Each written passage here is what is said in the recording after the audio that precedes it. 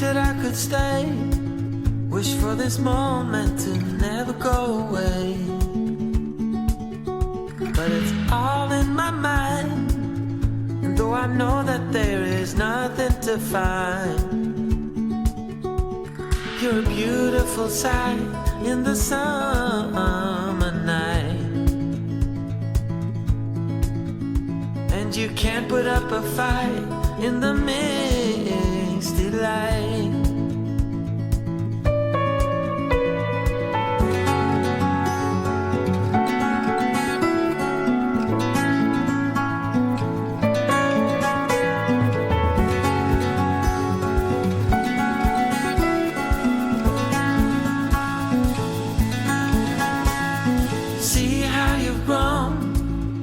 While you roam in the streets all alone, and all you can see, thinking about what your life came to be. You're a beautiful sight in the summer night, and you can't put up a fight in the misty light.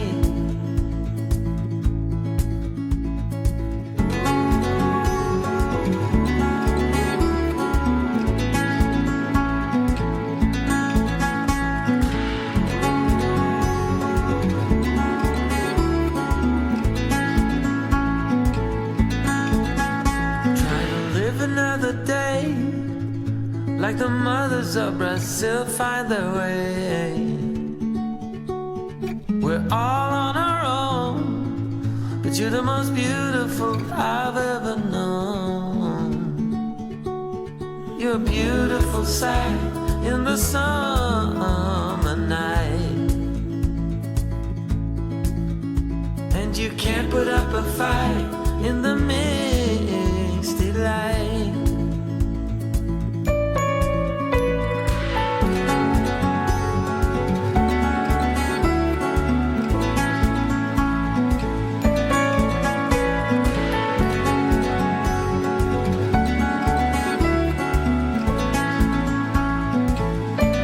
In the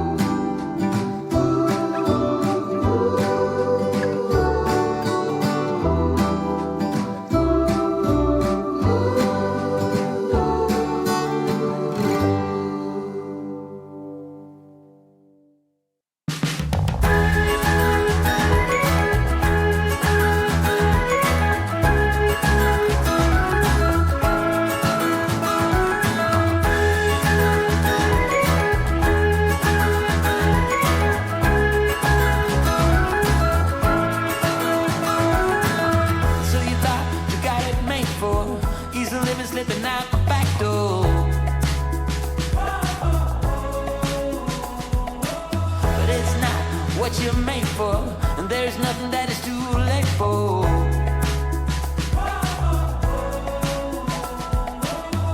Out of the cold into my warm hand, in the sun, it's already begun. You are my one, with a simple mind. We should find some more time. We don't need to worry at all.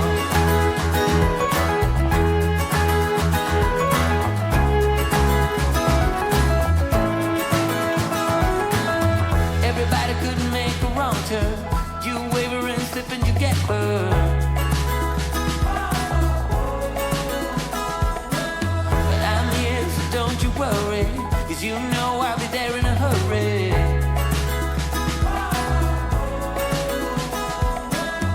Out of the cold into my warm hands, in the sun,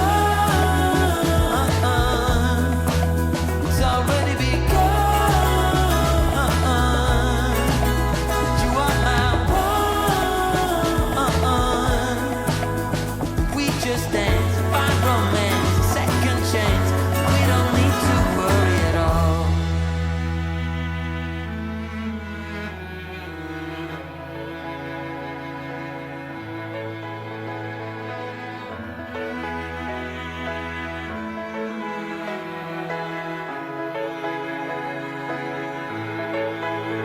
In the sun,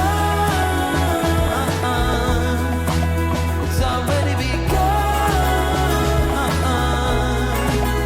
You are my one, with a simple mind. We should find some more time. We don't need to worry. In the sun, it's already begun. You are my one. We just dance, find romance, a second chance. We don't need to worry at all.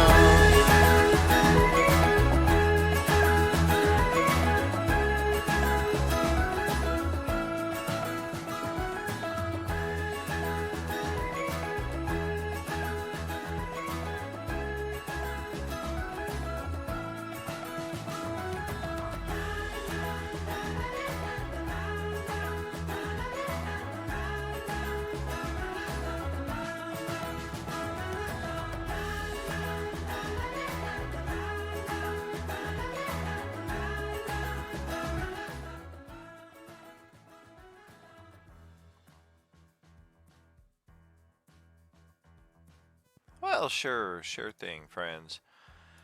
That sounds like a kickoff to me. Welcome back, friends. Coalescence Act 7, Session 1 for Monday night. Still haven't come up with any kind of clever opening thing, and we're not doing where wars are fought in the stars and what have you like we did through Acts 4 through 6. So, something more of a generic opening here, welcoming you back to Role Playing Unlimited.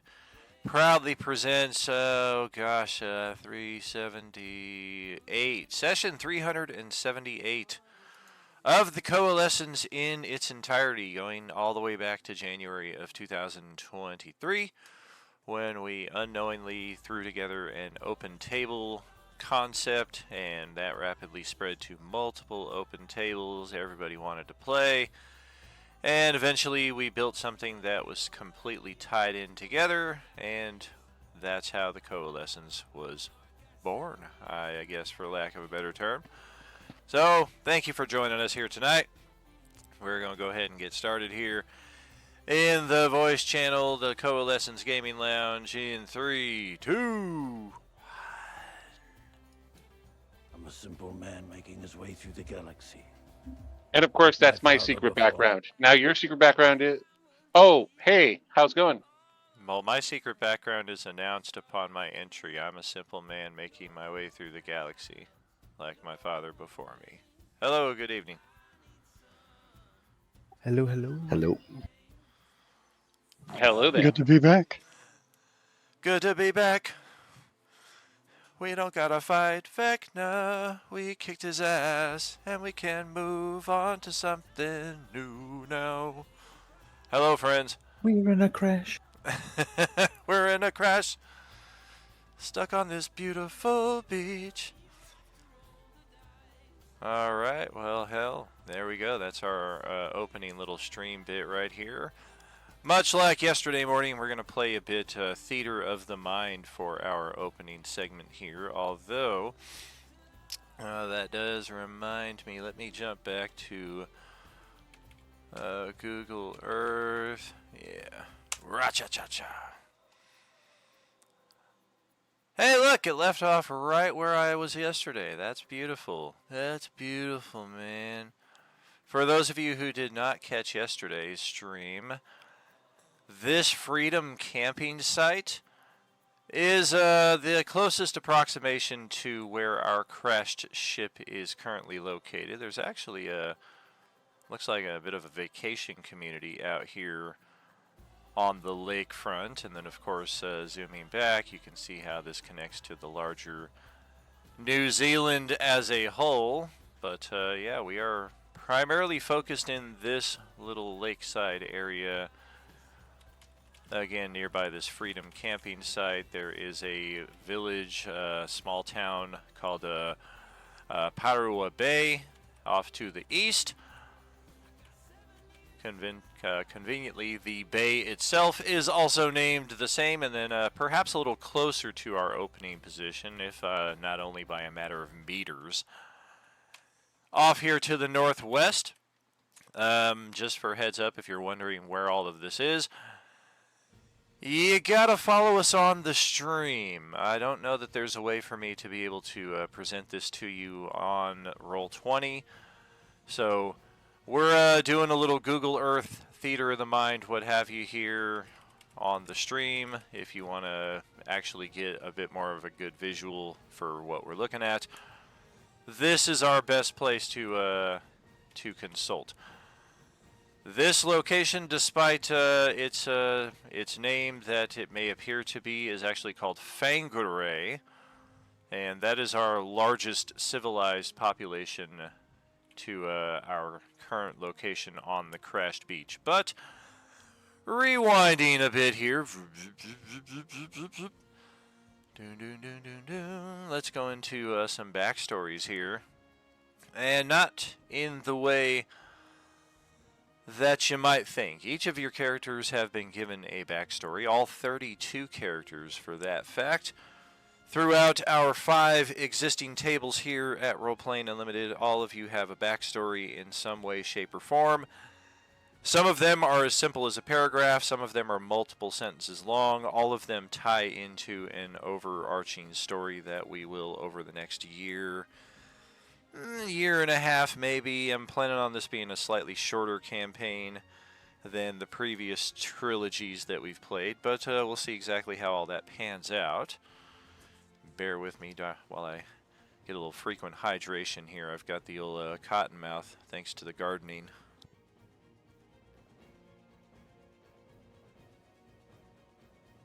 And the eye is getting a little better. These mirrored shades are working a little better for me than the eye patch. I was having a damn hard time with, understandably, the old depth perception right there with only one good eye. And driving as well. That was fun. But we have all of our characters set with a backstory, again, of some type that ties into their actions during Coalescence Acts 1 through 3. Which, again, that is our story going back 2023, 2024, culminating with the Nihilus Endgame battle in summertime of 24, and then that rolled immediately into the Vecna and the Demi-Liches, the Agent Orange Galactic Zombie Apocalypse, which we just finished up 2 weeks ago, 15 days ago to be more precise. And that brings us full circle to where we are currently. For those of your characters who were actually involved in Acts 1 through 3, pretty much consider that your path was about the same from point A to point Z. The primary difference being that you were so engaged in just non-stop battle after battle, progression after progression, reveal after reveal to eventually get you to the Nihilus endgame, that you didn't maybe take as much time, and we didn't do a whole lot of this to begin with in the original trilogy, but maybe you didn't take as much time to get to know your fellow party members as you might have under normal circumstances. This is perhaps one of the most common bits of feedback that I get for our tabletop sessions here is there's not a whole lot of room for roleplay. We do a lot of ROLL play with the dice, interacting with the mechanics of the system, having a lot of fun beating things up and progressing the story in that respect. We do have a lot of opening for roleplay, but it's primarily randomly determined in-game, if not mostly present in the Discord server, which can be very tricky trying to get people on at the same time. You can post something that you're very proud of and want to get some roleplay going, but somebody doesn't respond to it for like 2 or 3 days, and by then you're kind of already moved on to something else. So the disconnect is very, very real in that respect. So that's why for Acts 7 through 9, we're going to try a little bit different here with a bit more player-centric storyline, roleplay, things of that nature. That's why I've taken an active hand in crafting your backstories, because that way each of your characters is tied into the overall plot that I'm crafting, and it's not, I've crafted a plot, thrown all your characters into the hopper, and then some of you, all of you basically create some kind of backstory, but only some of you I'm able to kind of piece and stitch those stories into the existing narrative that I've created. Trying to stitch all of those that you've created individually is not an impossibility by any stretch. It's just a greater degree of challenge, which I'm not always up for, I guess, for lack of a better term. So I think we've got a nice healthy medium here coming into Act 7. If your characters were not involved in Acts 1 through 3, the backstories that I've created for you, the introductions that you have, essentially get you to that point of understanding how it is that your character became entangled in the Nihilus endgame plot, and why you are currently part of this wrecked group of survivors on this beach in New Zealand, is it? That's what we've chosen. That's what Google Earth shows, but if you watched or saw or heard anything about yesterday morning's stream, there may be more than meets the eye here. And let's see.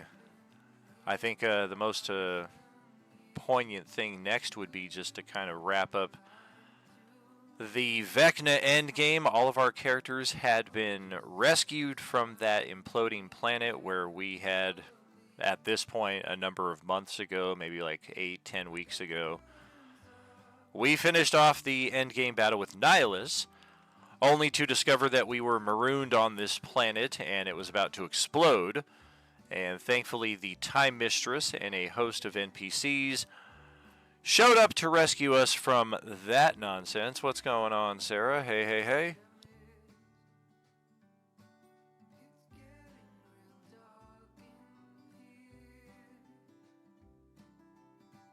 And after said rescue was effected, our group was escorted to the burned out remains of this Star Destroyer known as the Judicial, which needed a great deal of help just to get operational again, so that the Time Mistress could do whatever chicanery she needed to get us from one multiverse to another one. Sounded pretty straightforward when she explained it, of course, to your characters who just finished an endgame battle against Nihilus and knew that he was intent on devouring all of creation across all of reality.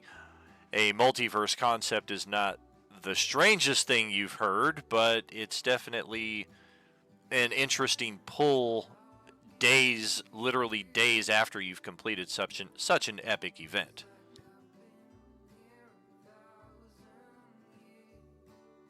So thus it is that our characters find themselves aboard the Judicial Star Destroyer. We are now present at the Vecna endgame battle to witness exactly how this all resolves. We see the Time Mistress, who was a rescuer of sorts from our character's perspective here, intervene in the Vecna endgame battle, perhaps in ways that were somewhat alarming, because she basically was saying that my time has come. I'm going to rule everything, and those who are subservient to me will find law, order, love, embrace, safe, all of that good stuff, but those who oppose me are going to find existence a very, very miserable prospect indeed. This proclamation was very short-lived, as the Time Mistress was seemingly erased from literal existence by the strange, mysterious Chiss girl known as Zerend, who's all of 14 years old. And all of that wrapped up with Zerend being critically wounded by one of our party members, who was himself eradicated by a host of monsters that were present on site. And the fate of Zerend is as yet unknown. She was last mortally wounded in death save mode, and no amount of treatment or medical knowledge was seemingly restoring her. Great to hear that Johnny is coming home tomorrow. Welcome home, buddy. I bet that's going to be great, great stuff. Finally being back home in your own space. Very, very nice. Happy for you. So that brings us to the end of Vecna Endgame, which most of us were present for a couple of weeks ago. If you were not, we won! Vecna, the unmaker of reality, was himself unmade. Once his hit point bar reached 0, it was a matter of the next several attacks unmade him from undead form to a 10-year-old evil child. Basically, the closest correlation I came up with in that respect was Damien from the Omen movies, the son of the Antichrist himself, just to alleviate any guilt that any players might feel over attacking a child. It's like, well, this is Vecna as a child, and we're not going to go so far as like you have to kill baby Vecna. We didn't want to pull at that thread, but a cognizant and capable Vecna of a certain age who is making his own choices felt the most appropriate ending stage for that. Without further ado, Vecna is no more, and the Coalescence is no more. All of that was tied together into Vecna's unmaking ritual and the spread of that Agent Orange virus throughout the multiverse. He needed to pull all of reality into a contained zone, as it were, so that he could have as much impact as possible. And with Vecna's defeat and the unmaking ritual unmade, essentially, everything has been restored back to normal in the span of less than a minute. As we uncovered during the ending stages of Vecna Endgame, our characters had very short time to say farewells, wrap up any lingering dialogue or plot that we had before we were forcibly placed back in our home multiverse, our home realms. Very similar to the end of Spider-Man No Way Home, when all of the plot has been resolved and they realize, okay, yeah, all of this multiverse clash is about to reset and we're all going home. Very similar in that respect, except for all of your characters aboard the Star Destroyer, you were forced into deep space, the Star Wars version, not the Star Trek version. I'm not sure what the exact difference is, except this is basically like hyperspace, but without the ability to travel faster than light. You're basically kind of limping along in this gray zone for a good number of days before, just as suddenly, your vessel that you spent so much time getting operational so that you could travel to this endgame fight and witness what happened with Vecna, all of that is now undone because the vessel is once again just completely limping along in space, and you are now forcibly removed from deep space, placed back into real space, where we have seconds to absorb the fact that we are about to crash on this beautiful beachfront, hence the layout for our stream setup here. This is the closest thing I could find that kind of resembles what I think our setup looks like here. Give me just a second to fix a... boop. Alright, sort that out. And on the other side as well. Not sure why we don't hear any music. It's just really, really soft. There we go. Okay, one more adjustment here. Not that one.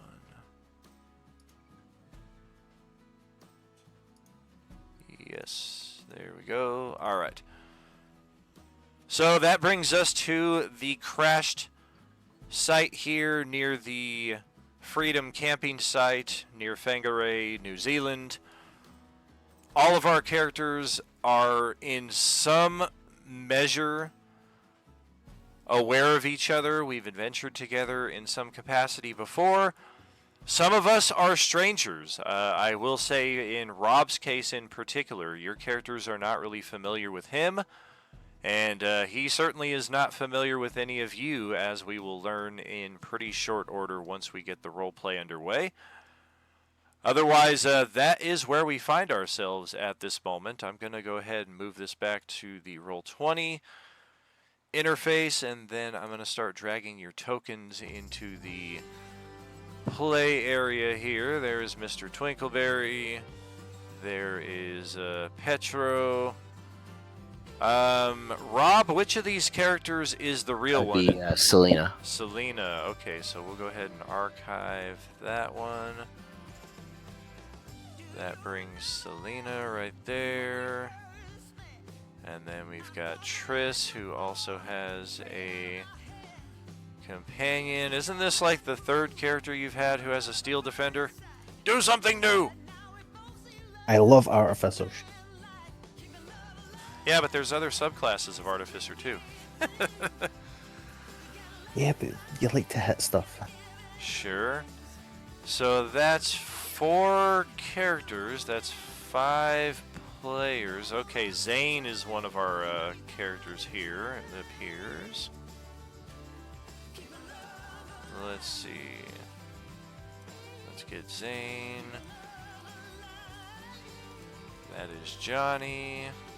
So it is Dominic, who we are currently missing, who would be playing Tuki Tuki or some derivation thereof. That was a Aarakocra Druid, if I recall, Druid of the Stars, in our last campaign, but I have not been able to connect with Dominic here. He's online right now, but he's not in our voice chat. Dominic, come join us if you want to play. We need you. All right, so that brings our characters to the tabletop here, as it were. Who wants to go first on introducing what our other players may know of you so far, as well as general physical descriptors? I'm willing to start. All right. Good day, all. I am Mr. Twinkleberry Snodsworth. I very dashing, very well dressed. You'll rarely see a weapon on him. He is a fairy, and he's an extremely charming fairy. If you've seen him at all on board the ship, he is kind of the best way to put it would be kind of like a charlatan, to which he got lots of stuff without having to pay for it. Because he was quite persuasive, or he would cheat at games of chance, and rarely get caught. You know he is a warlock, basically because of some of the spells and stuff that he may have used in your presence. And then also, you may notice that he carries around an ornate lantern attached to his backpack. So it's a small lantern because, I mean, he's only 3 feet tall. So it's and he rarely ever, huh? What color is the lantern? The lantern is an aqua blue, Oh, so close. with some silver in it, and pretty much that's the lantern itself. Dig Does it. anybody have any questions for Mr. Twinkleberry Snodsworth? Yeah. How do we get out of this chicken shit outfit? Well, apparently we've crashed, so we have run of wherever we want to go. We don't have to stay on board the ship any longer, which is nice to get some fresh air and some sunshine and, and oh my God, what the heck is that? Oh my God, the snakes here are huge and the bugs, holy crap, where the hell did we land? It's just a cockroach. It's just walking, dude. It's fine. All right, then. Second question, since Judd Nelson is apparently among the survivors here. Does Barry Manilow know that you raided his wardrobe? If I knew who this Barry Manilow person was he like one of the cooks on the ship or something? Sure, why not? Because I wouldn't raid his closet, but I did. There's this one guy who was singing every so often named Elton John, I think it was. I thought it was That's where I stole this outfit from. Oh, okay. Well, very well, very well. Thank you for the entertaining introduction, my friend. Let's see. This, I believe, is Ken's character. Let's hear a bit about you, please.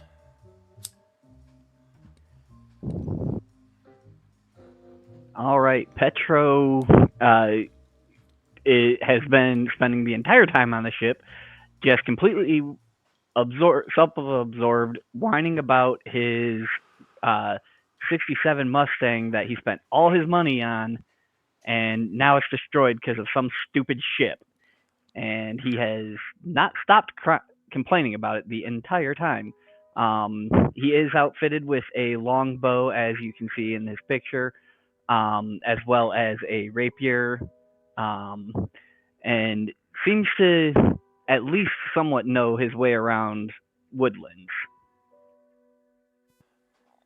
Yes, allow me to add a bit to that right there. Forgive me for creating all these backstories, but being a bit slow on the pitch here. So Ken's character is similar to Rob's character in that those of you who are survivors of the ship crash, who are familiar with each other, having been in the Nihilist conflict together, you don't recognize Ken. Ken's character, as he was saying, he is likely lamenting the loss of some precious piece of technology that doesn't really ring true to any of your characters who are from a more Star Wars mixed setting with the larger universe as a whole. But the more important point is that whoever this elf is, who is lamenting this loss of technology, he is apparently here for some unknown reason. He was not anybody aboard the Judicial. And I mean, it was a Star Destroyer. There were thousands of people aboard it, so maybe he could have been. But your characters were no joke. You were the most important characters on that Star Destroyer. You were the ones who were spearheading the assault against the most dangerous foe in the galaxy. There weren't any people on that ship who you wouldn't have seen at some point in time, you are relatively sure. So these two other characters not having been on the ship definitely stand out in some respect. Otherwise, yes, everything that Ken was saying there, absolutely appropriate to the situation. Was there anything else you wanted to add to that before we move on? Nope, that's it. All right. And I believe this is Rob here, our other mysterious character to the site. So, what you see here, Selena is a elf with bronze skin, black hair with like a ombre of silver highlights. If you know anything about elves, this is kind of weird because like even her eye color does not match like one tribe of elf, so she's kind of a mix. She is not wearing any armor. She's wearing darker clothes. When you see her at first, she's bit disoriented, observing everything, going through her stuff, like taking stock of everything she has. And yeah, if you see her weapons, she has a couple pairs of daggers, bow.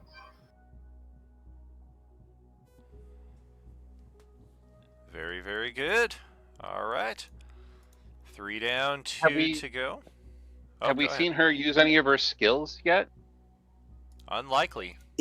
In checking her stuff, about the only thing you might be able to notice is that she is fairly deft and graceful with her movements. So either like ranger or rogue-ish type. I got a big cleric vibe, but that's just me. I know. There's a lot of bow-wielding clerics and stuff. Why not? Hey, Paul, let's find out a bit about this glaze-eyed character right here. It looks like they've smoked more than I have today. This is Triss Blackwire. They are currently were serving on the Judicial as their navigator / engineer.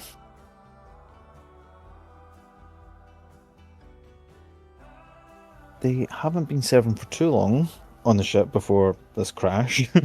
And right now, you would kind of just see them sitting there, not being able to move at the minute. They're a bit catatonic. Seems like we got a common theme here among some of our characters. Like, what happened? Why did this happen? It's more like shock, like they're just kind of staring into space at the minute. No pun intended. Is your robo dog deployed, or is that something we want to save for later?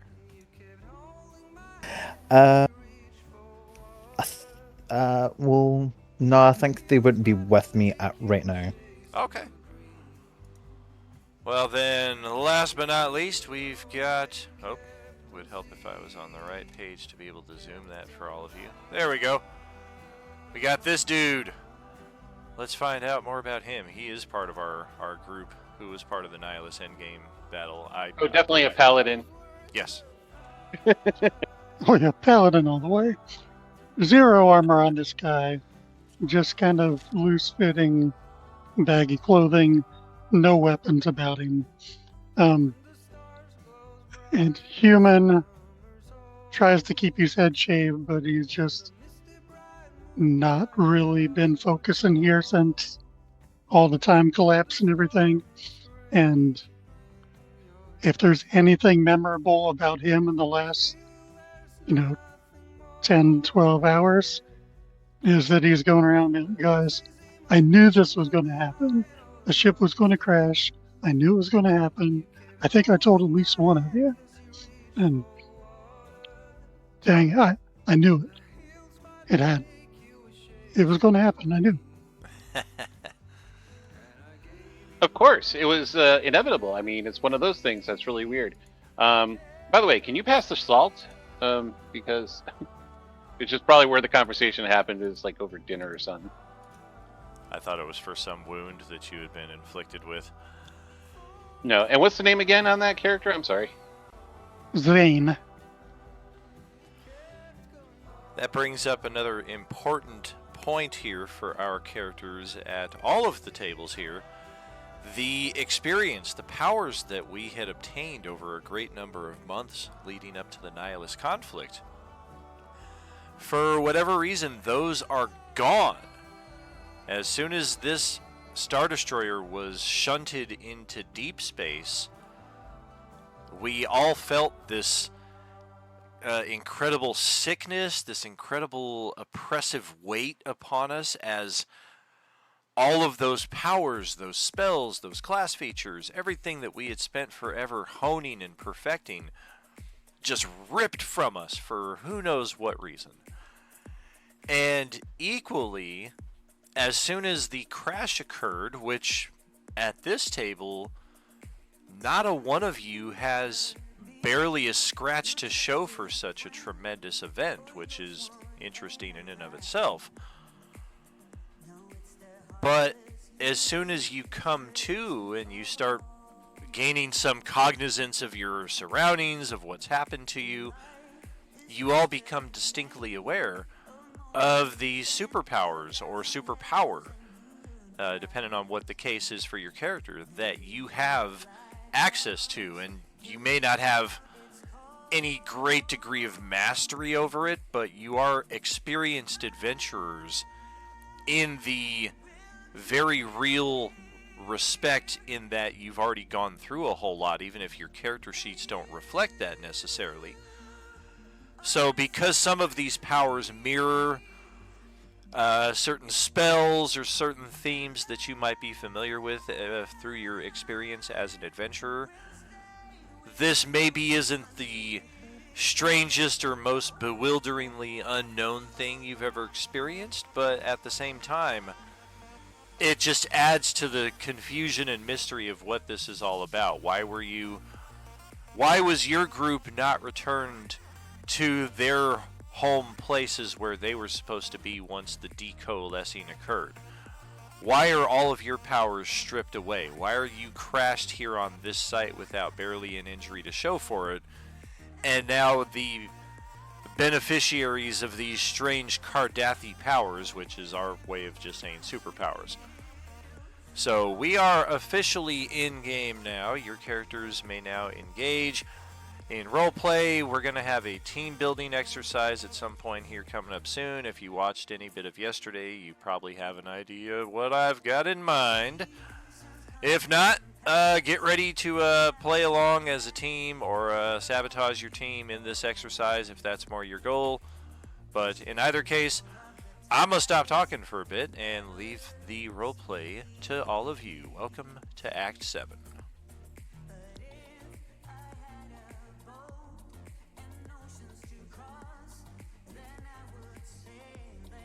Sorry, little guy. Here's the salt you wanted. I think it's a little late for that. Look at the mess that's been made over here.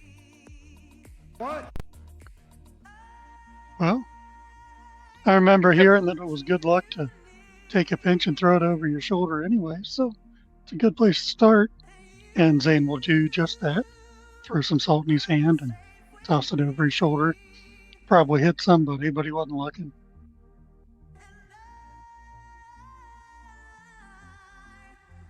So, what do you think happened to everybody else on board the ship?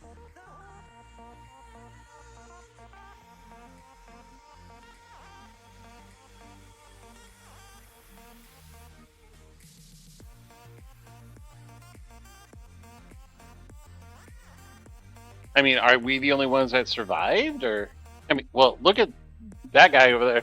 There's a lot of people just wandering around, just looking up at the sky right now.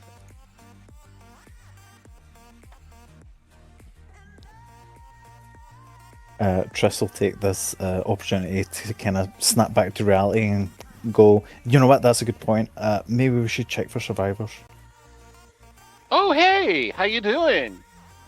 I know that was kind of dramatic and everything like that, but I'm glad you're back with us. Yes, hello, hi, ho.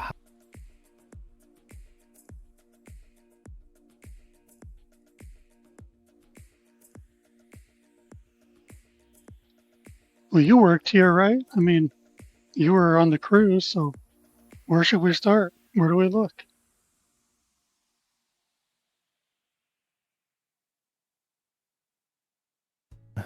Can I assess the damage to the ship and see if there is a possibility for survivors inside the ship? You can roll an investigation. Okay. 23?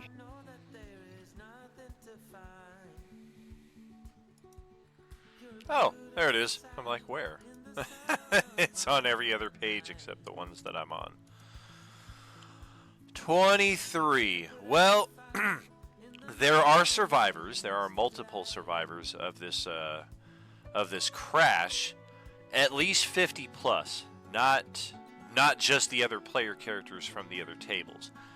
And similarly, other tables are actively involved in that rescue effort, in addition to other NPCs helping other NPCs. I will remind you, or make note if you haven't seen it already, there are 4 primary NPCs who will kind of be our center, our rock, if you will, at the campsite itself until we find a more stable base to which all of our characters may call home at some point. These 4 NPCs are the zombified Chancellor of the Confederacy, the very leader of the free quote-unquote galaxy, unfortunately succumbed to the Agent Orange virus at its inception, but he is still sentient. So he apparently is still in charge of everything. He just has no way of getting back to Coruscant or really calling any reinforcements to wherever the heck it is that we are. Who knows where New Zealand is in the Star Wars universe?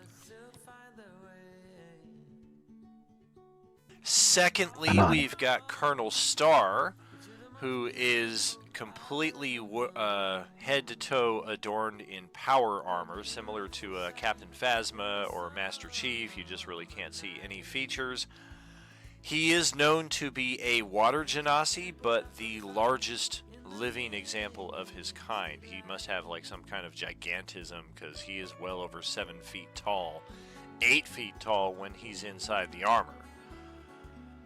Additionally, there is a wizard known as a Celatem who wears blue robes that are adorned with stars and a celestial motif.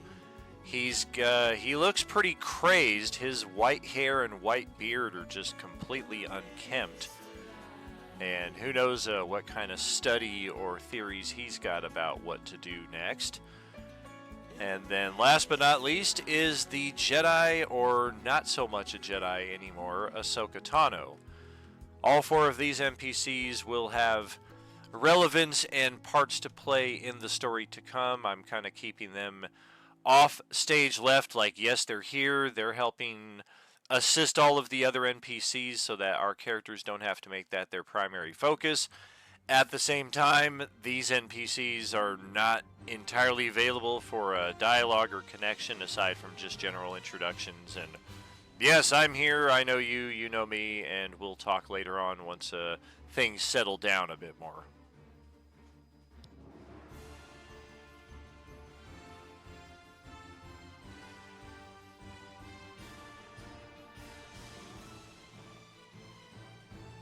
Great. First things first, I think what we need is to figure out how we're going to survive for a little bit.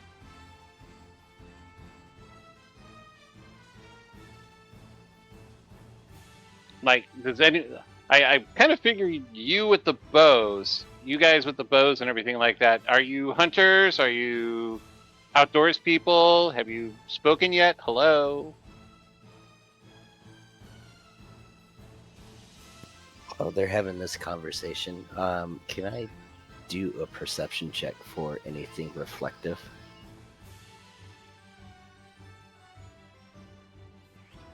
Not necessary. Among the crashed heap of the Star Destroyer, you can certainly find something that, in some way, shape, or form, can reflect light, mirror, what have you.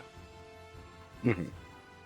So with being able to find that, I'm kind of checking. I'm not sure if you. I know you said it was a wound or an injury. Is it like a bump or a cut?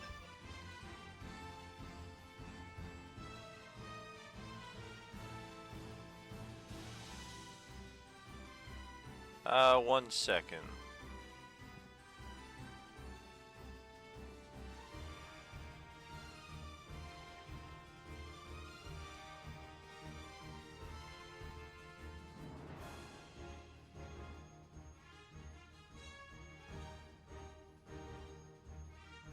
Yeah, now that you get a good look at it, it's a pretty significant cut. And there's definitely a lump there that's going to take a while to get the swelling down on.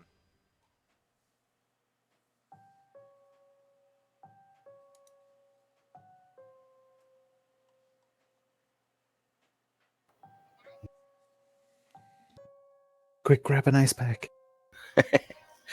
I'm gonna try looking through my stuff for anything. Of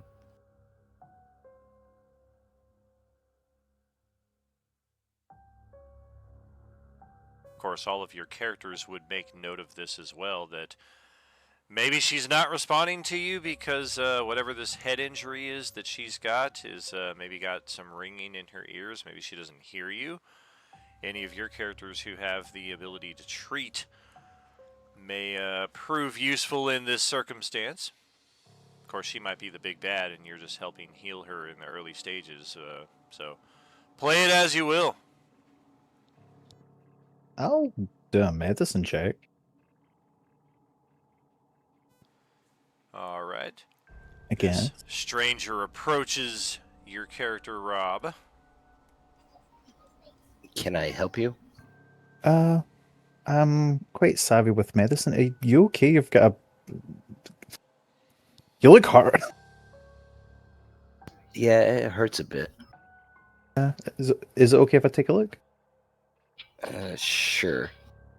And so she'll kind of like begrudgingly let you take a look. She's got kind of a weary look, looking at everyone.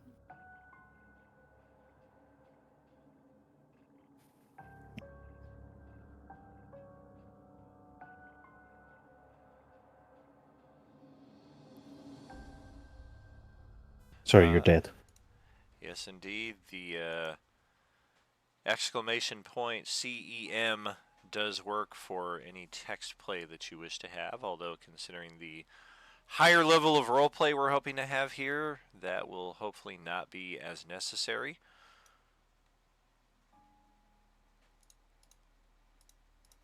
One thing I'd also like to add is on these character sheets, these are just absolutely fantastic for the amount of details and a lot of places where you can Yes. put notes and keep everything sorted, and I'm digging just them. the level of these are really cool sheets. Yeah, I'm a big fan. I like that they incorporate the dark mode nature of the Roll20 interface a little better as well. Do we want to keep our settings to advantage like we've had before? Yes. Yeah, that is not something that I set to default on all the character sheets. So if you're able to find that, go ahead and set that up. Otherwise, it's something that we will facilitate over the course of time here.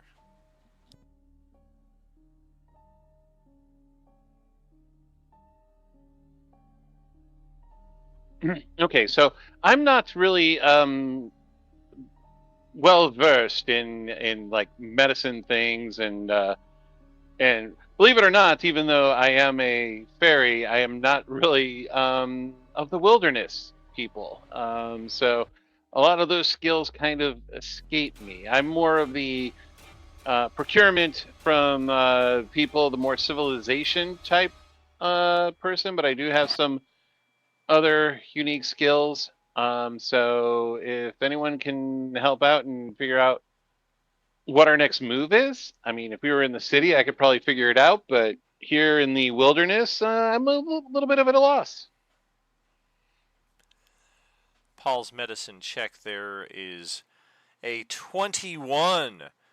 You are able to at least close the wound. Despite the grievous nature of the wound, it doesn't appear that she has suffered any hit point damage.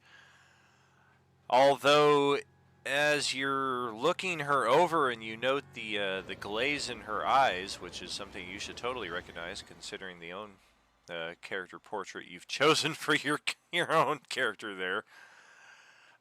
You would guess that she is suffering from some sort of memory loss.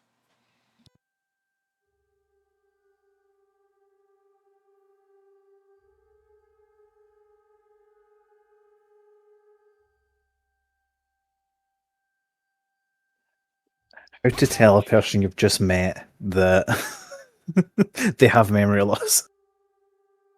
Well, no shit.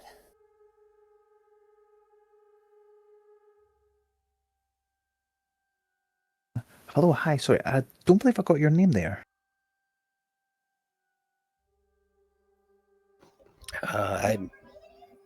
I believe it's Selena. Selena, hi. Good news. Managed to close the wound. You should be okay. We'll just, we'll keep an eye on it, make sure it doesn't get infected or anything. But I believe it's a little bit harder than it first seemed. I think you might have bumped your head just a little bit too hard. Yeah, I was guessing that myself too. Do you know what happened? You know what? I definitely don't. Just it was, 1 minute we're flying around and then we're in the ground.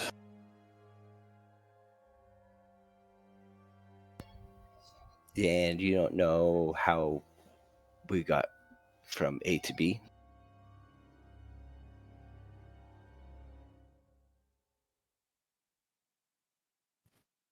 No, I don't believe I do. Uh,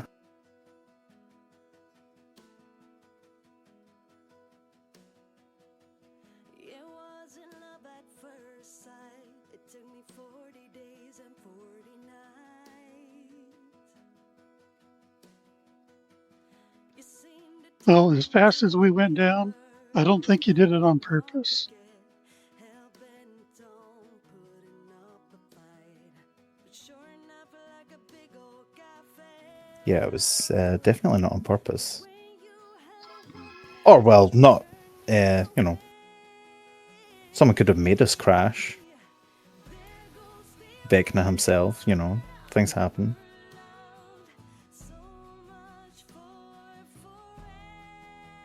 So has anyone had a chance to have a good look around?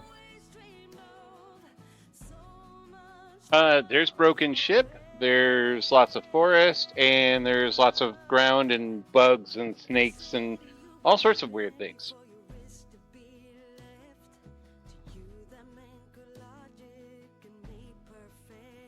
All right. Where would the highest point that's not on fire be?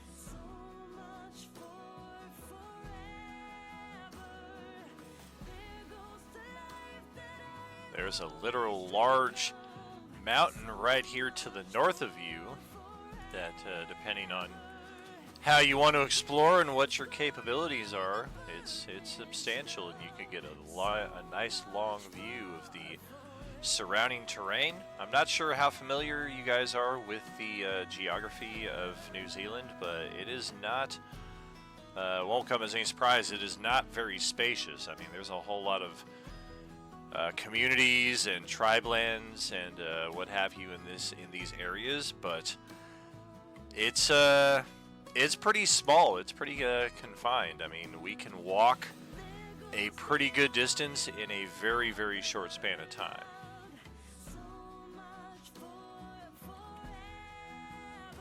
So I take it none of you know where we're at. Do you want to help with clearing all that, or figure out where we're at, what's around us, and I don't know, maybe what dangers are around? I mean, I could do some scouting. I mean, that's probably what I'm best suited for right now. We should check out that crate on the beach that lady sent our way to. Might Yeah, have some I mean, useful hopefully it has. stuff. Yeah, I'm hoping it does, because I left all my gear in my room, which is probably in there, in that massive bunch of wreckage. The only thing that I have on me is like a to-go pack and my lantern, so that's about it. I can help with the scouting. I can also try and figure out where we are in space as we're traveling. Do some astral navigation. Well, we're not in space anymore. We're crashed down on a beach on some planet, but maybe once full nightfall comes and you got a good look at the constellations, you might be able to figure something out in that respect. Well, I figured we'd be walking for a while and it would get dark. Oh, for sure, yeah. I mean, at some point it's going to get dark. And it'd be a lot better to see while we're up high. getting a lay of the land. So what do we want to do first? Do we want to start scouting the area? Do we want to focus on opening this crate? Do we want to split the party and do both? Option C. Option C. Let's split the party and everybody go to the crate. Fuck! You had me going there for a minute, Charette. Yeah, I know.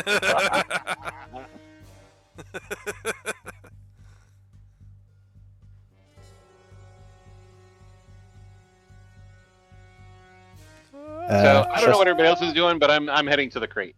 Alrighty. Ooh, Let's have a look in the crate. Playing with Sure. the smoke Same, here same. on the stream. On the like way so to the freaking crate, I magical. do kind of want to look up in the sky. Is this like one of the weird planets with multiple suns? Or other celestial bodies? that you can see Just the during day? one, just the one sun, which is starting to rise at this point. Also looks like there's only one moon as well. Okay. Pretty standard planet at the minute. All right. So we're going for the crate then, it sounds like. Unified force to the crate. To the crate! To the crate.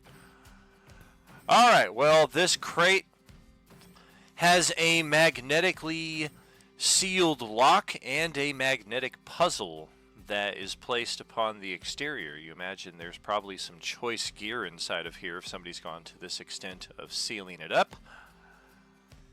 The pieces cannot be removed from the crate itself, although technically if your characters are in a hurry here on the next map, we have discovered in historical puzzles that you do have the capacity to delete a piece if you are holding on to a piece or you have a piece selected and you hit the backspace button or the delete button. So in short, don't do that. I guess it wouldn't be the worst thing ever, because if you only end up deleting one piece and you put together the puzzle and there's only one piece missing, we can fairly say, yeah, that piece must have gotten deleted, and we can just extrapolate 1 + 1 = 3. But this is one of the more complex puzzles, and there is a special bonus for your group if you are able to complete it within the time limit of minutes and seconds. And I will start that timer here shortly. I'm actually going to move your group over to this puzzle here. We'll set the stream up to show that as well. And yes, you have a pretty good look here at just how complex this puzzle is going to be. Let's get a look at the backdrop. I might want to do something similar to what I did yesterday morning. Goodness, why is this taking so long to load? It's just a puzzle. Alright, there we go. Oh no, the backdrop is black on this one, so I think we're okay. If you guys want, I can change... Holy moly, what's going on here? It's not looking good. Something weird is happening. Alright, let me go over here. If you guys want, I can change the colors of the map backdrop to be like a hot pink or something, so that when you guys start moving the pieces onto it, some people were saying that the color contrast is not really there and it's a little hard to see the pieces once you've got them on the puzzle. So if there is a color you guys would like me to change the backdrop to so that it's easier for you guys to play with these pieces, now is the time to let me know that. 2 questions. One, are the color of the pieces all in the same shape? So, I mean, if they're all green, do they all go to one shape? Or is it a mixture of colors where any color could be in any shape? Maybe.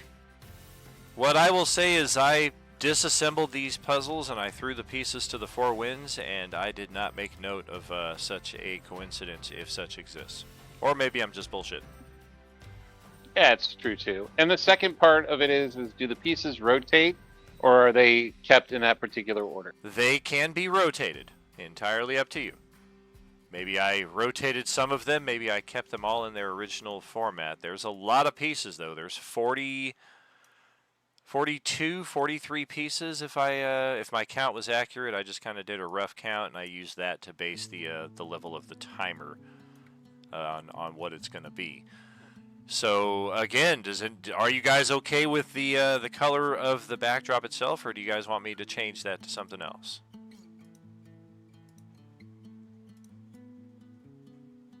I'm good with the color. Okay. Yeah, it doesn't bother me. All right, I'm very cool. good. In that case, I will get the timer ready. All of you should be able to move every piece. Traditionally, I've done it like only certain groups can access certain pieces, but for this one, every player can move every piece. Of course, discuss with your party as far as how you want to go about solving this puzzle, and hopefully somebody provides Don the same kind of valuable advice that he was kind enough to provide last night. Move that piece over there. Hey, that was, incredibly insightful of me to just say that.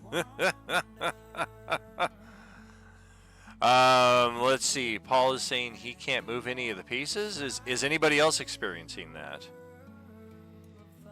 Because I've just got... I can't select any pieces either. Correct. What Yep, the same. fuck? Well, that makes this inherently more difficult. Why?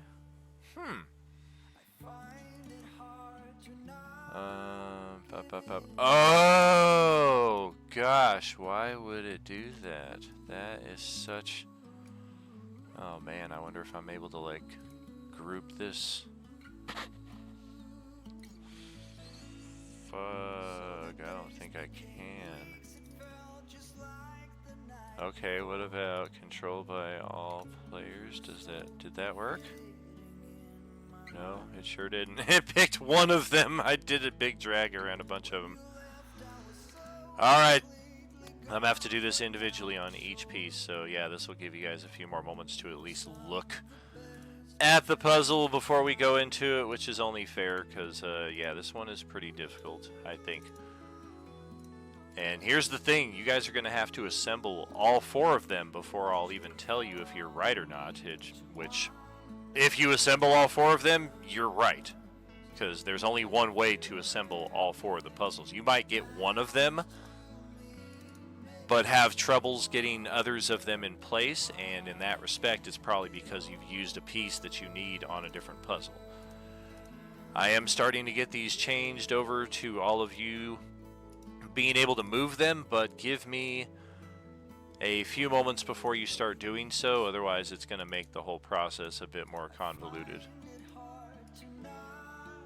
You should be able to start nudging the ones on the upper right, but again, just keep everything where it is. And if there are any pieces that you are unable to move by the time I say it's all done, then probably means I just missed one or two of them here and there. No problem, though. We're about halfway on this right now. I don't know why it automatically did it yesterday for that puzzle, but this one today, it's not working. So yeah, get ready for a deranged Tetris as you try to form all of these into place. All right. That's pretty much the entire right side of the map now.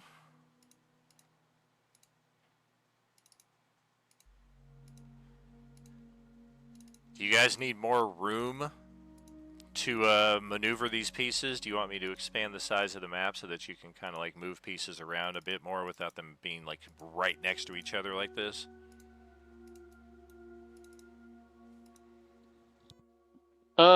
I'm good as is. I don't know about anybody else, but Okay. hopefully we'll be clearing off like a bunch of pieces like pretty quickly. Sure.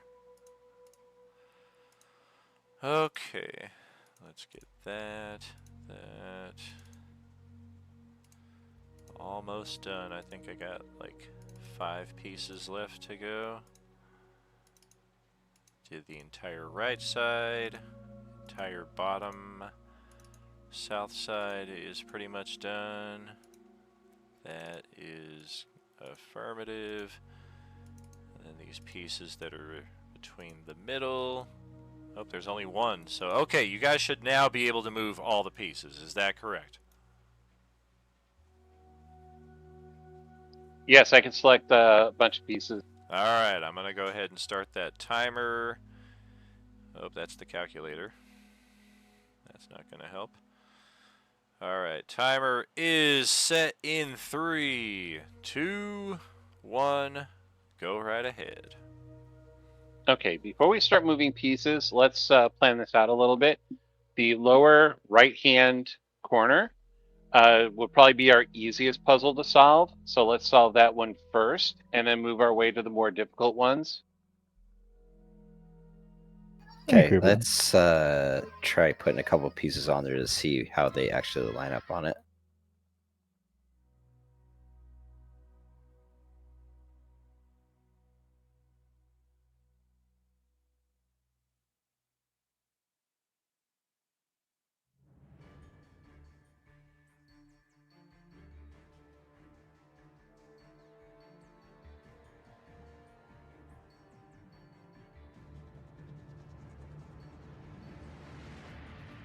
Here, I know where that piece goes, I think.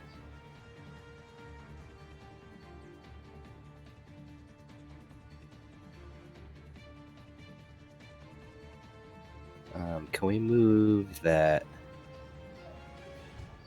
brown one potentially? I've a feeling it's going to be one of those corner piece ones.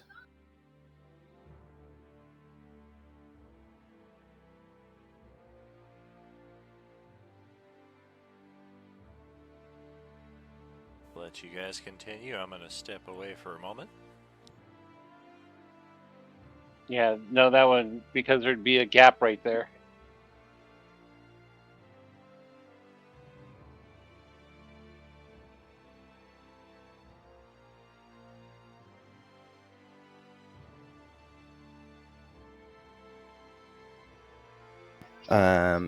Down between the 4 blue pieces on the bottom right is that one L piece that's standing up. Can we rotate it and try placing it in that corner, or is it the same size as that one? Same size. Yeah, it's the same size Gotcha. as all the other ones. We might be having to use those brown corner pieces then.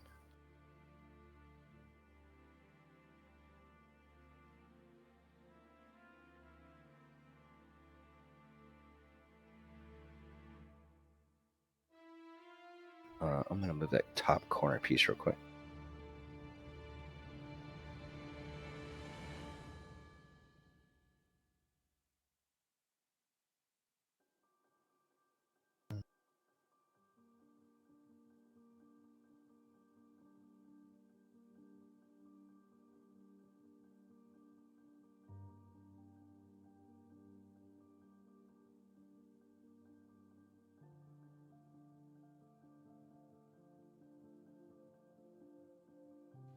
Yeah, that might not go there because of the fact I don't think we have a long enough run for the bottom part of it.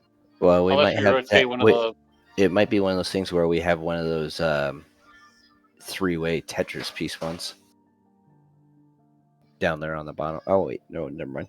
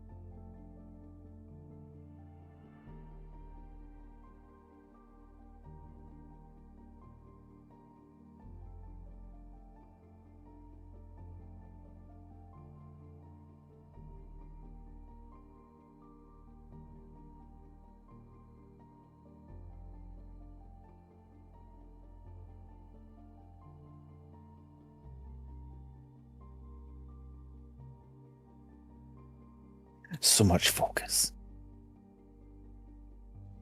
Right.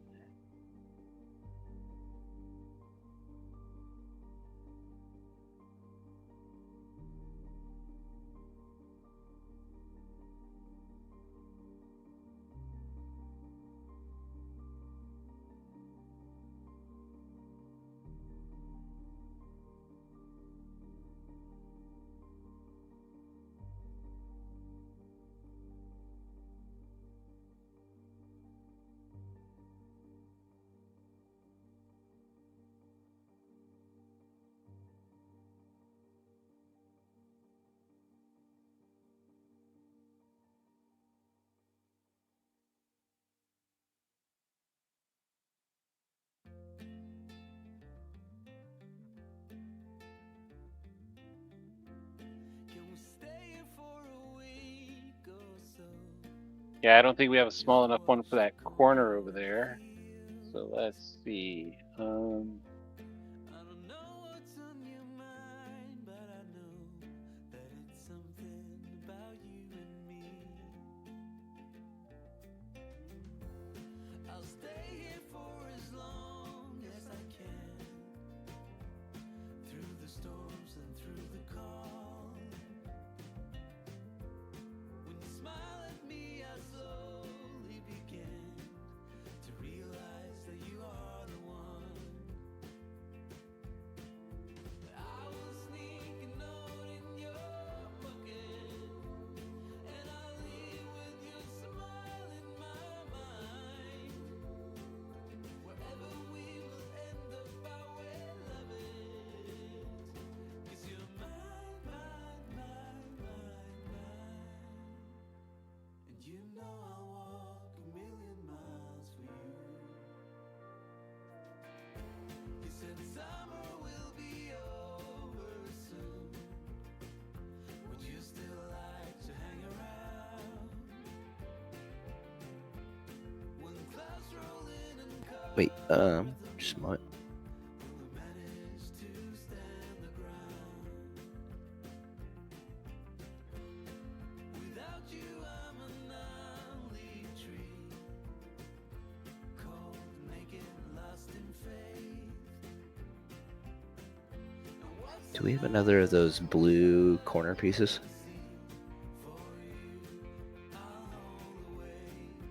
Thought I saw a second one earlier. No, I don't see one.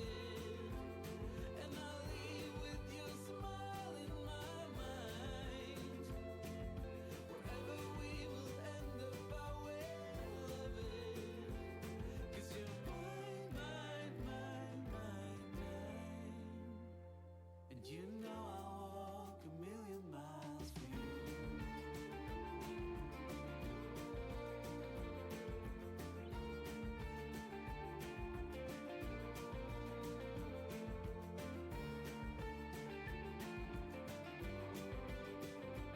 How do we rotate them? Click on them and hold the little blue dot in the box.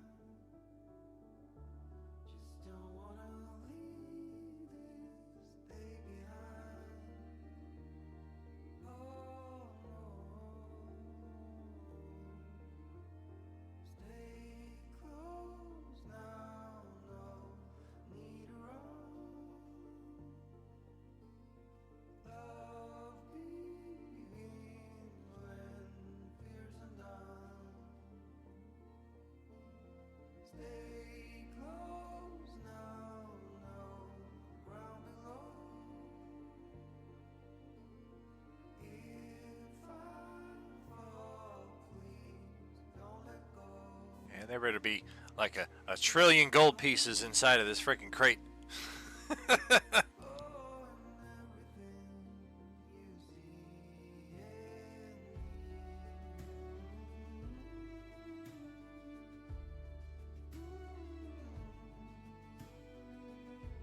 Actually, there is a trillion gold pieces inside of there, but there's only one bag of holding. That's the cruel joke.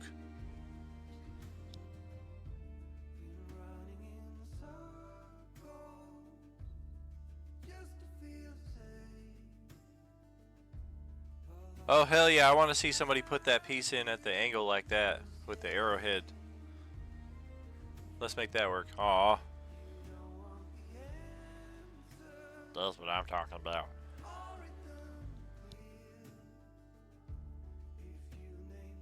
Do we want to try this green one back up on that corner and put this turquoise one below it to cover the bottom corner? See if we can fill it from there.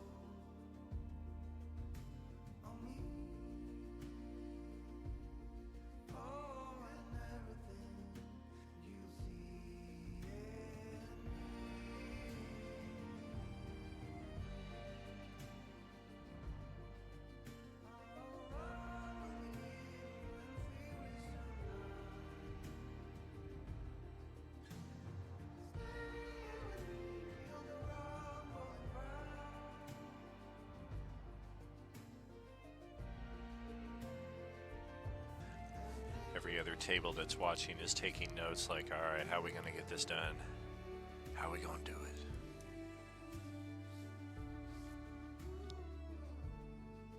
How do we do this in 3 seconds? Drastically taking screenshots.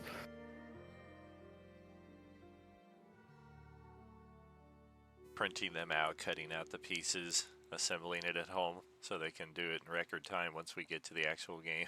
Like a Rubik's Cube expert. Studying it in VR.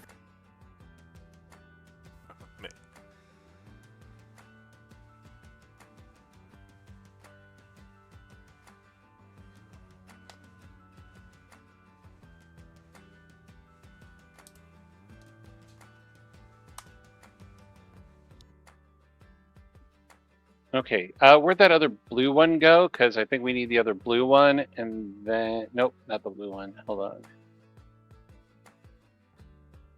I brought the orange one and the orange one. Man, does anybody have any balls down there? About the biggest pair you ever seen, Dingleberry?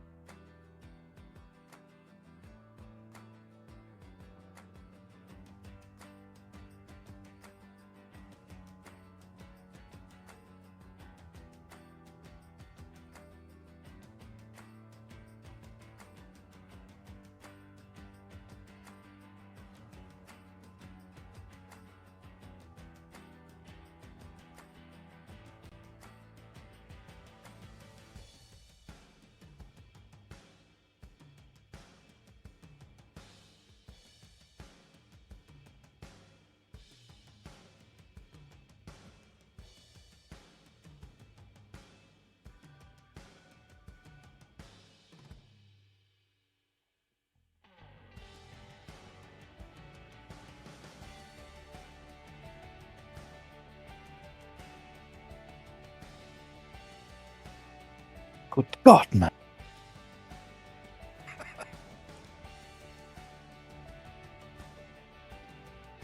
That upper right one, that's a tricky one for sure.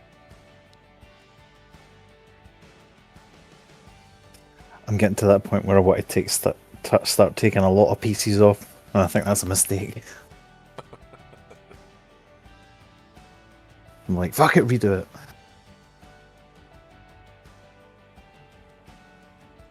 I am terrible at the easy versions of these, so I am not helpful right now. Oh no.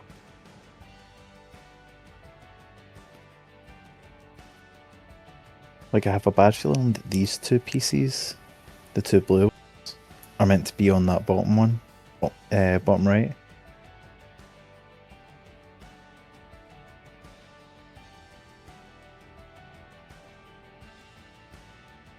Hey, I'm gonna steal a piece from the top right one. Go ahead. Never mind, that one's not too wide.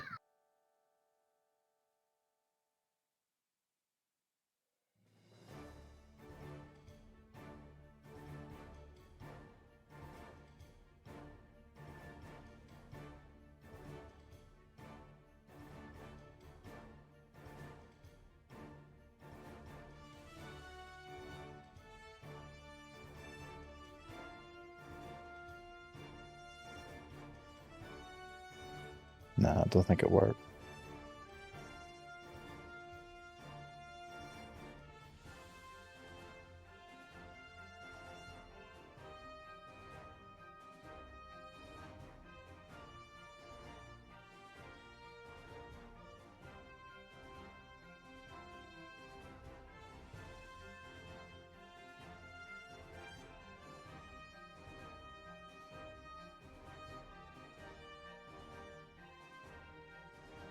Well, friends, that is 20 minutes on the timer right there, which is how long we had to complete this puzzle.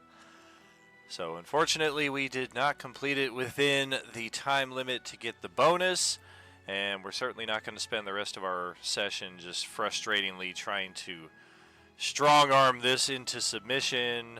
The long and short of it is we will eventually complete the puzzle, we will get access to the crate and what's within, we just don't do so in the time limit to get ourselves the bonus prize, which, hey, maybe another party will get it. I will make mention that this is not the same puzzle that the Sunday morning crew did yesterday, so it's possible that when we get to Sunday night, which is our next scheduled Coalescence table, it's very possible they will not be doing this puzzle either. So I will move you all out of here. Back to our... I saw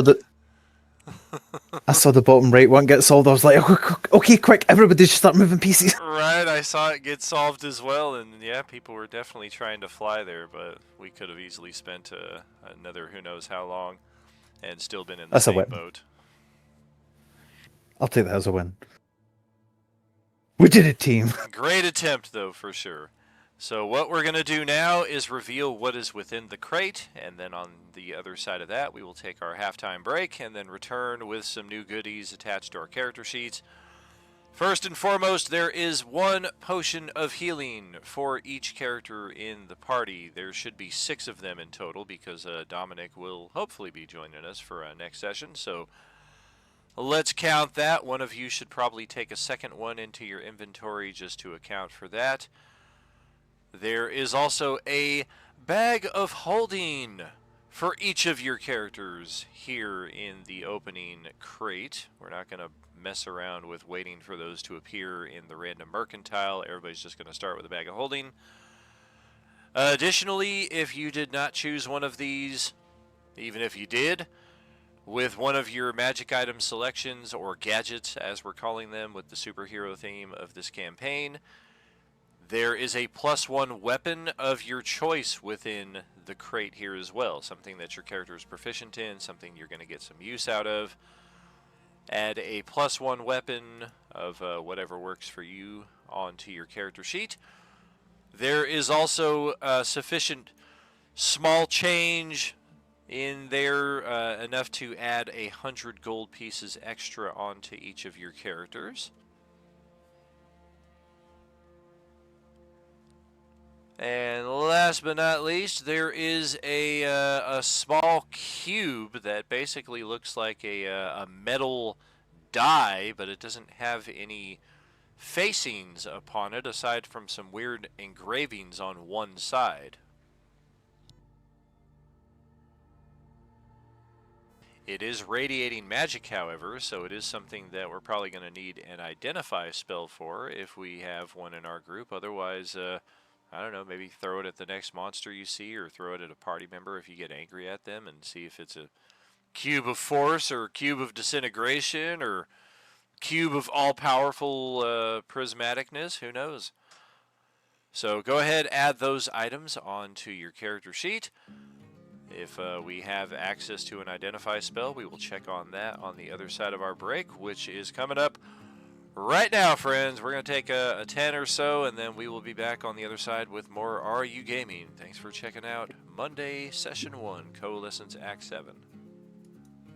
Now, just really quick before you go, where did you list what we are getting as far as magic item-wise if you are a subscriber? I will send that in text. Okay, appreciate it. For sure.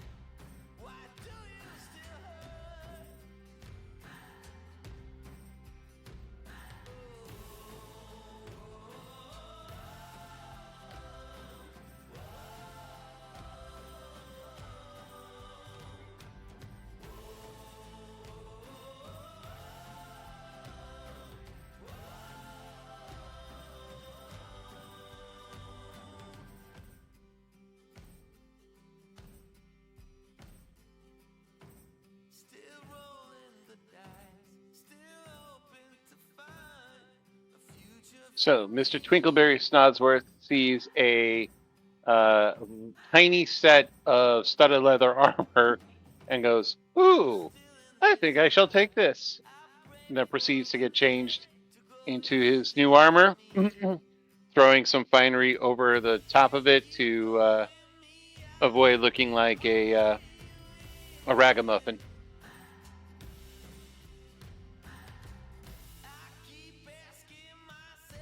Snazzy.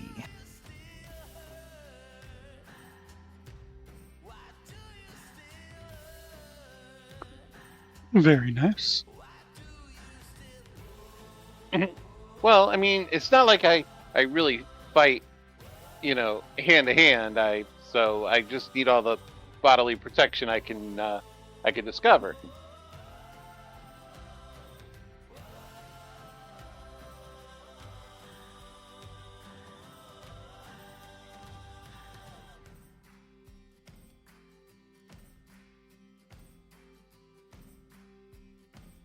So what kind of fun stuff did you guys find in the box?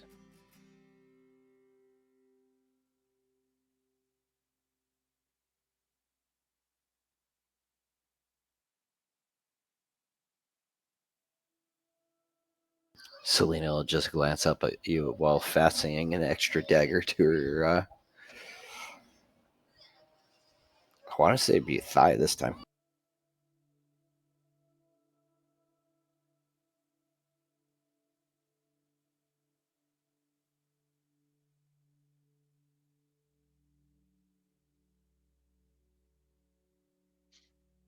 Zane is trying to figure out how to buckle on a short sword.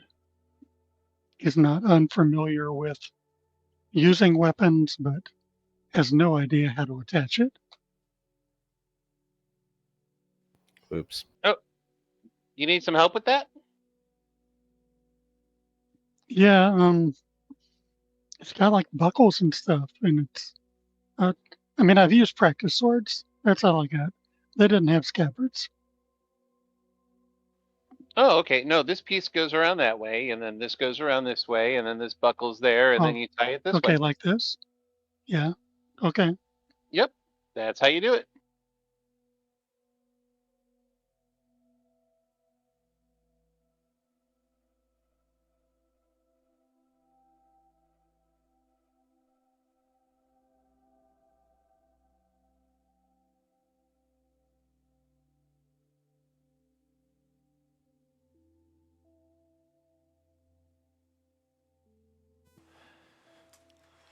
Baby, we're back.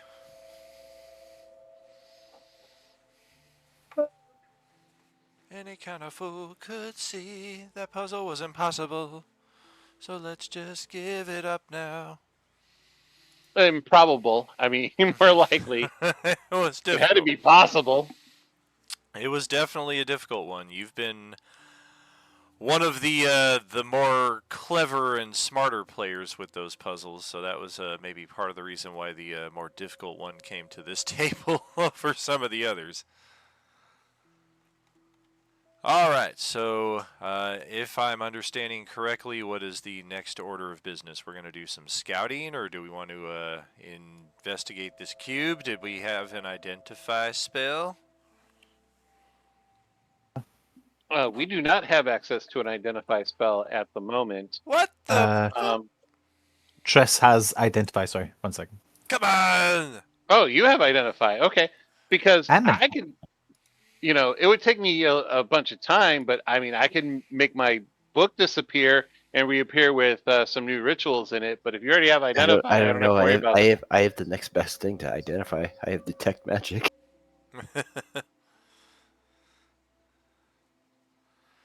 Let me have a little gander. I thought he was going to say the next best thing to identify is Y-dentify. Or my-dentify. Who identify? Or My-dentify, Z-dentify. it's the app that connects to my dental insurance. All right, There better be- Identify there better- reveals this to be a Dairn's Instant Fortress, which, upon successful identification of which, has an immediate trigger with our fairy friend who feels a very strong claim to such item. Ooh. In fact, he's got Can the I see that? paper. He's got the receipt for it. Look at that. Yeah. Somebody stole this from you forever ago. Holy moly. Yeah, the serial number matches up and everything. And I'm the only one that knows the code word. It's pears. Oh, great. Now you had to tell everybody. Yeah, it's just a normal cube. No.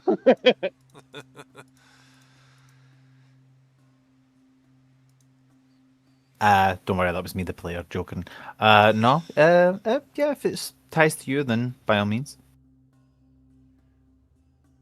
Out No, of character, I drew the throne card for my red card, and so this is my keep.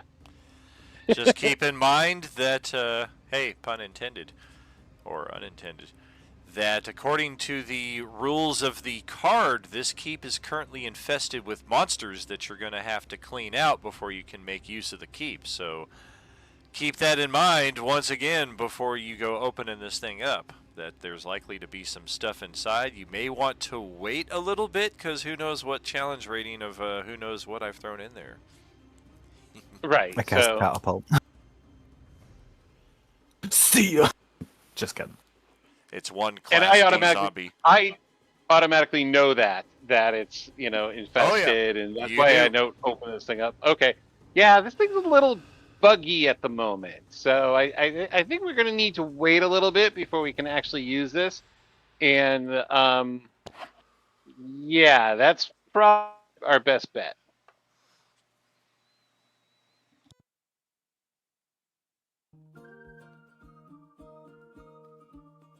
Reason why I became so persuasive as well. Yeah. Oh, we just had dinner delivered at the front. Oh, and I think my wife heard it. Something happened. Yep. Alright, beautiful. So yeah, I'm going to jump off camera here while I eat. And we will facilitate the next scene, which is not to go into the cube, or are we going to just bust it open and see whatever's in there? Who knows? It might be cool. No, let's like a little bit until we it's a have pinata? all of us here. Candy golems. Ooh, candy. Yeah, the Jolly Rancher Express. Ooh, piece of candy. Ooh, piece of candy. Okay, so I can help scout from a little ways in the air if some of you stealthier folks want to help. Are we looking to go to high ground for scouting? It sounded like that's what we were doing. Yeah, I can see really far. Okay. Then survival or perception or investigation. You can choose one of those three skills, whichever one's your best, and let's have each person in the party roll in that respect.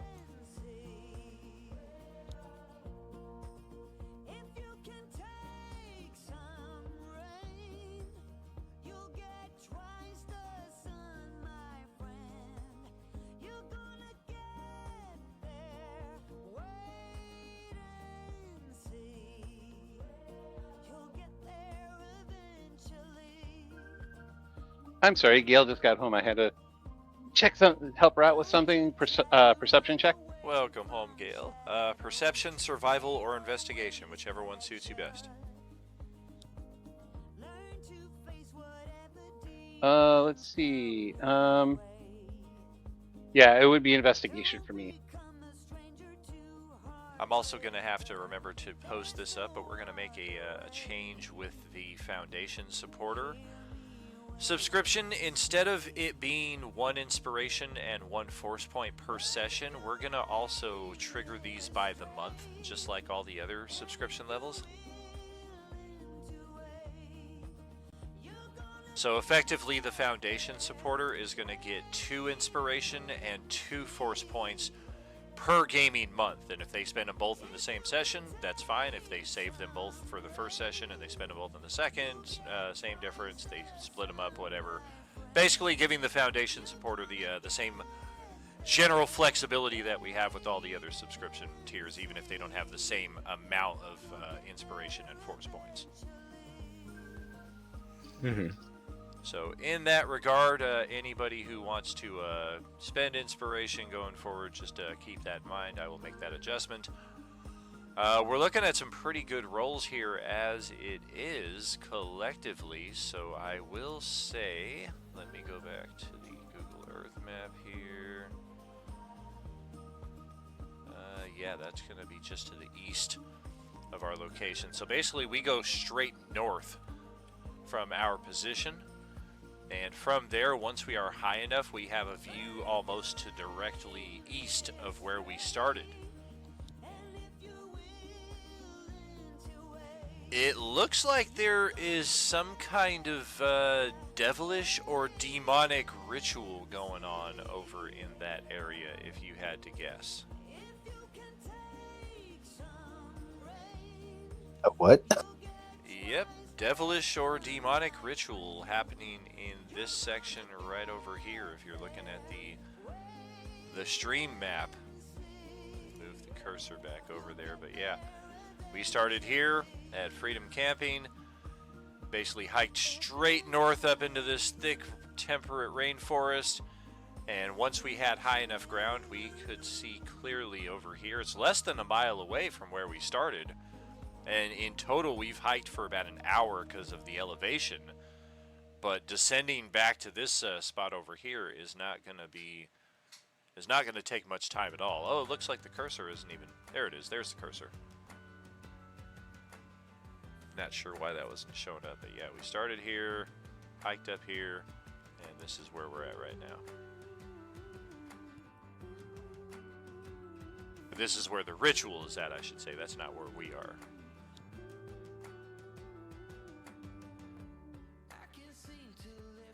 I'm guessing we're a little bit further down.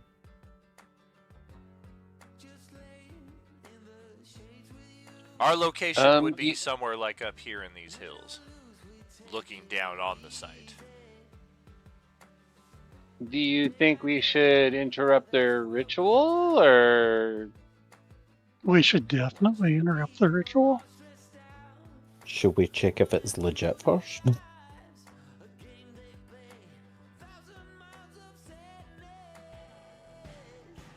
Yeah, we should check it out. Shall be back in about a minute. Also, just a note on your if you haven't discovered this on your own, your equipment has little toggle switches, and I just discovered this myself. So, if your toggle switch is off, your armor will not calculate into your armor class. Yeah, we were discussing that a few days ago. Oh, okay, cool. I just discovered it right now, and I'm like, why is my armor class so low? Oh, click.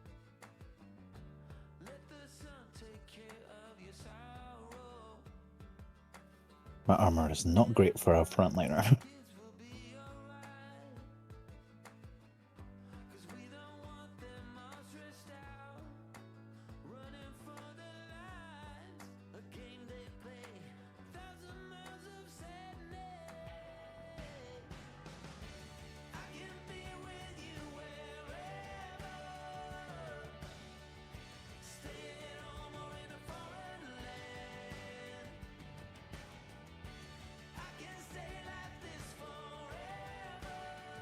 And we're back. All right. So, are we choosing to investigate this, or is it just merely a curiosity that we're going to pass on? Well, we were kind of aiming for checking out what kind of threats potentially to us. And some kind of ritual probably is potentially not good.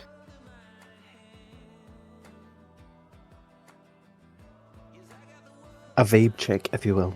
Agreed. I mean, there's very little chance that from where they're at that they have any idea you see them at all. So if you're going to do anything about it, you probably have the jump on it. If you want to evade it, that's probably just as easily done.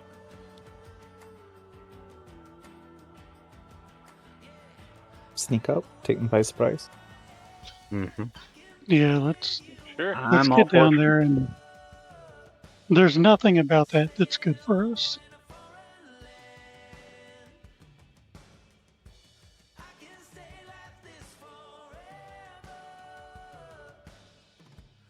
Let's go see what's going on.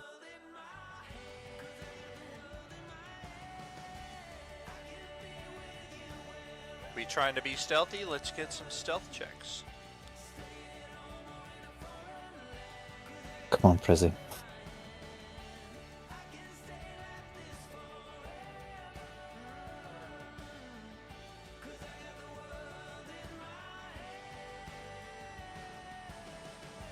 We are SEAL Team 6.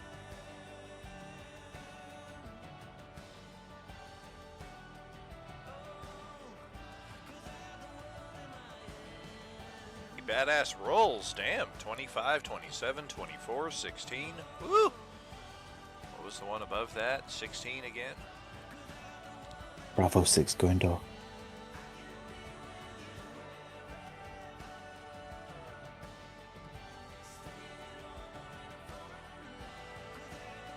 Well, the first thing that you come across is somebody else who appears to be aware of this same thing going on, and they are also...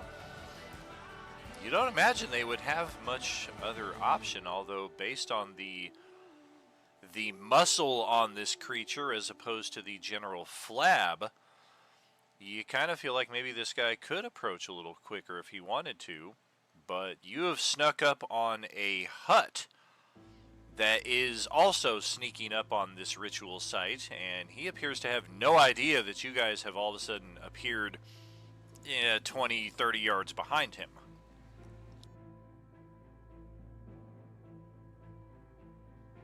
I'm gonna move in close, and I'm gonna be like, "What you doing?"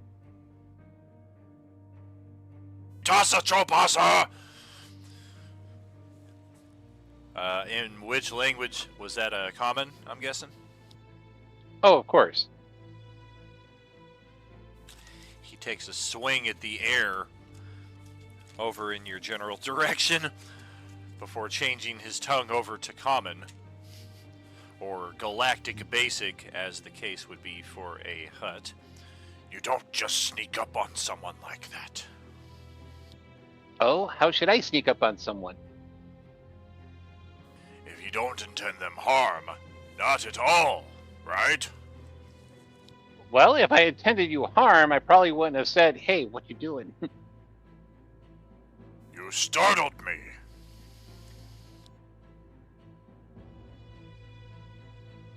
You're right. I've never seen any of your kind before. What do they call you? Oh, you... What? I am a proud member of the Hut clan. How have you never seen one of us? Because we really haven't traveled in a lot of circles. I'm Mr. Twinkleberry Snodsworth at your service. And I give a deep bow, removing my hat and then putting my hat back on. I am Byra the Hut. Okay, back to my original question. What are you doing?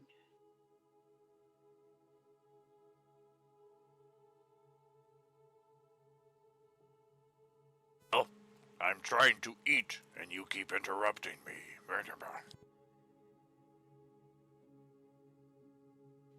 Oh, again, many pardons. If you want, I'll go hang out over there if you want.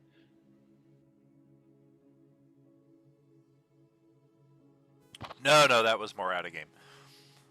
He responds that he is the only member of his clan who is currently freed, as a strange alien race has taken captive the 4 other members of his clan, and it appears that they intend to do them great harm.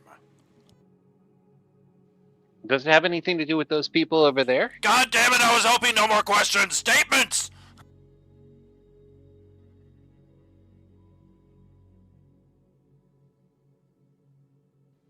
Dude, you know Mr. Twinkleberry Snodsworth has got to keep talking. Yes, exactly, but directed over towards the group while the GM is trying to, like, stuff his face. Otherwise, you have to wait a minute and a half between each question, and it just takes 4 times as long. I also don't want to expose their position. The only one he knows so far is me.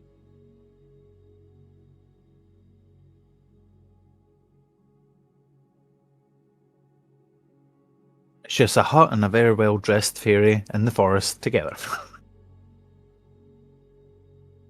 best of friends. That seems like the start of a very bad joke. Or a sexy fan fact. Don't huts eat small things like fairies? Bad jokes and sexy fanfics always start the same way. Terribly.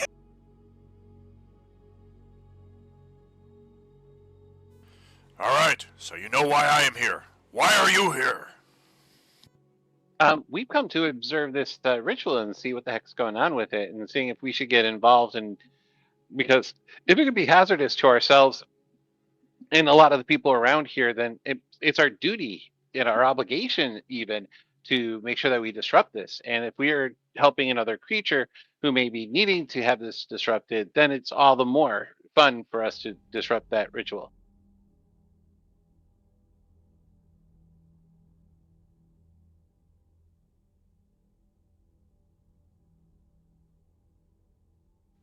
So again, Who do you need is- us to help you disrupt that ritual? Who is we? Oh, I have hidden friends, but most of them are probably going to stay hidden for now. As soon as he asks, like, who is we, I stand out and go, hello.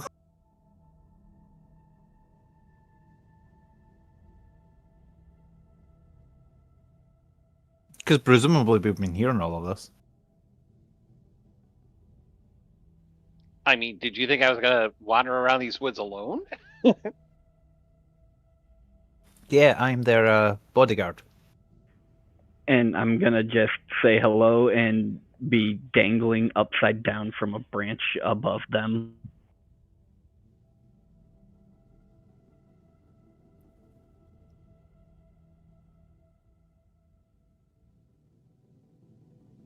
You see, good sir, we're very good at what we do. What is the going rate for your assistance?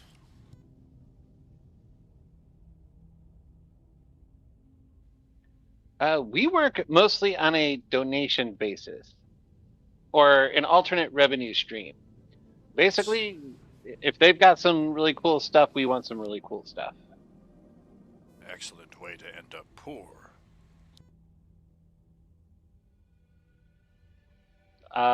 We don't have anybody to buy and sell things from right now.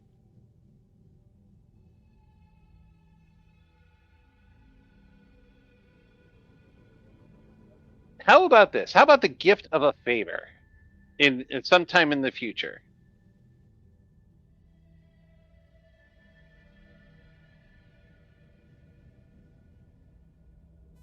That runs a rather wide gamut, wouldn't you agree? Oh, of course. I mean, we wouldn't ask you to do anything that would, like, be super offensive or anything. But we ask the favor. You would have an opportunity to say no to said favor, based upon how severe the favor is, or you can counter that favor with another favor offer.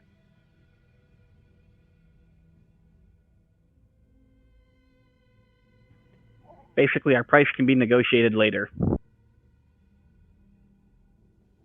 Yeah, we're So- definitely more interested in having some fun and disrupting a ritual. You'll not ask me to dance as said favor.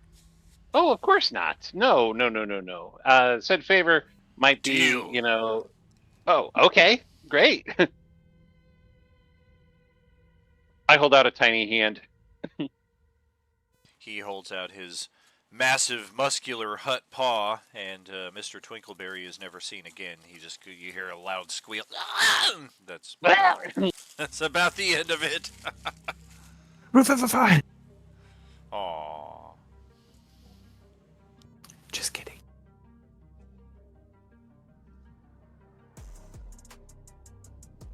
All right, so let's go disrupt a ritual.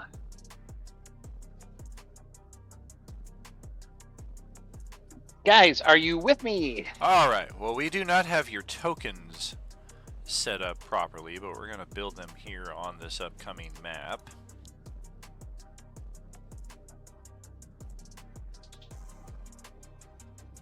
This will be a great way to shake out the cobwebs.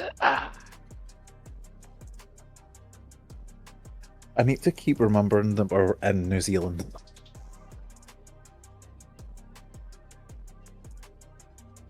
And every time it's funny.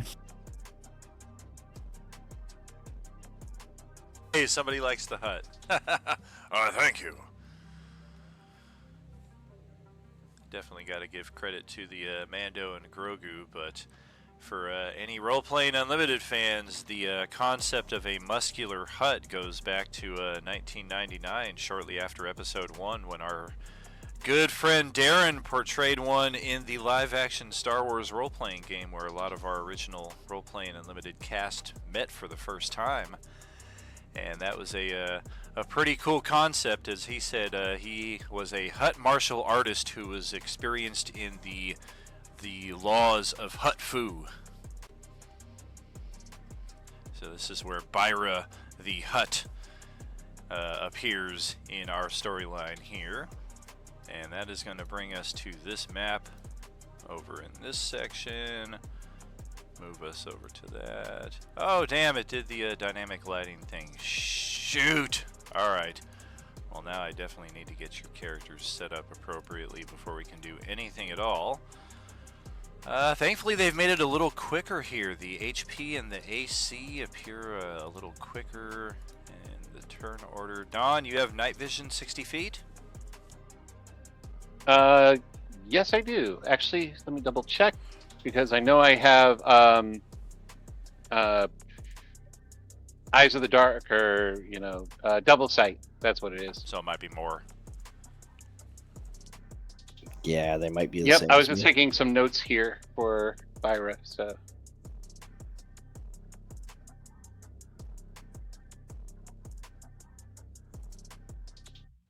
120 feet in both dim darkness and magical darkness. Okay. Well, there you go. Why is the lighting so weird there? That's... Huh. That should not be the case.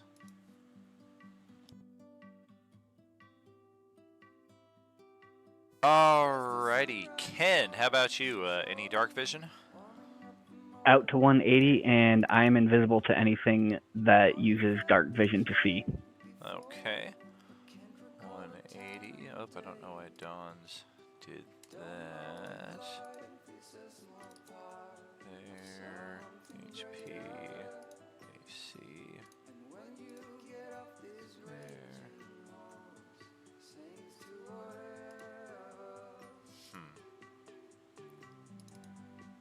I don't like that. There's this weird dynamic lighting line that's like right here, but it shouldn't be there. There's nothing blocking your line of sight here, and likewise the one that's here should be like more along the ridge line, like this. So I don't understand what the heck is going on with the lighting here.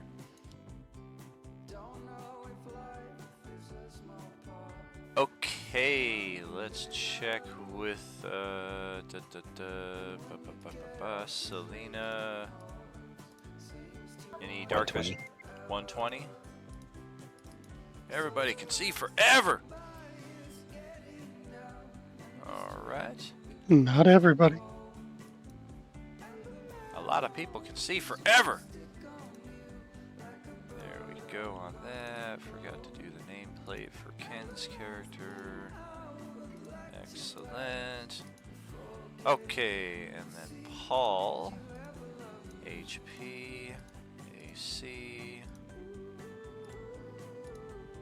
Can everyone see the numbers for the HP? No. Alright, still got some to do there. Paul, what's your vision? 60 dark vision, and I also have supervision. The Alright, superpower. So you are in charge of all of our payroll and breaks and what have you. Always. Ba-dum-ps. Thank you, Don. And then Johnny. 60 true sights. 60 feet with true sight? Correct. Okay.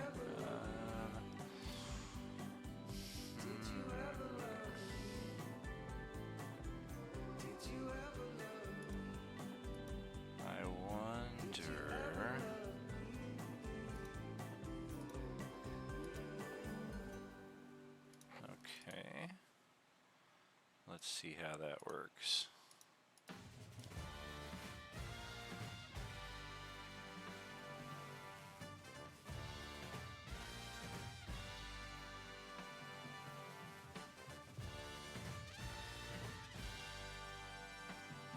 Okay, almost there. Just gotta get the HP set up correctly. Let's see, Mr. Twinkleberry. Everyone should be able to see his HP. Petro. Likewise. Selena. Likewise. Triss was already set. Zane. Also set. And, shoot. I don't know. Let's just turn off the dynamic lighting on this map, because who needs it? It's pretty... I mean, it's already daylight out by the time we get to this site here, so we've got a full view of the entire map. Of course, some areas on the map may have some opportunity for, like, shade, depending, like, under the trees and what have you over in this area, over on this far side of the map. So I'm going to turn off the dynamic lighting since it's being screwy. And hopefully that just resets the map for all of you. If it does not, go ahead and do a page reload.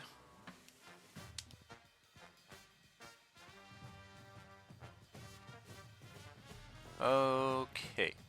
So that brings us to this site right here. Here's our good friend Byra the Hut. This is the closest thing that I had to a hut token, and I don't know, that looks pretty freaking badass.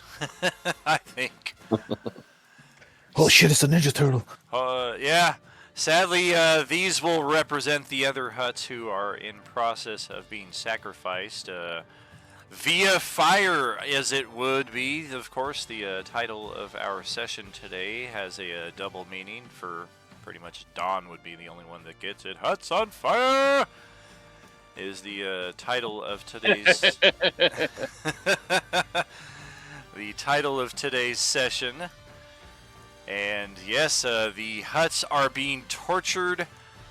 They are being prodded with fiery sticks into a cluster of plants. I set them up nearby some plants here, but I wanted to find some tokens that represented some more vicious and animated looking plants, but unfortunately the search engine for Roll20 was crashing on me around that time, so basically just assume this normal looking bush here, this normal looking shrub, this normal tree, this normal shrub over here, etc.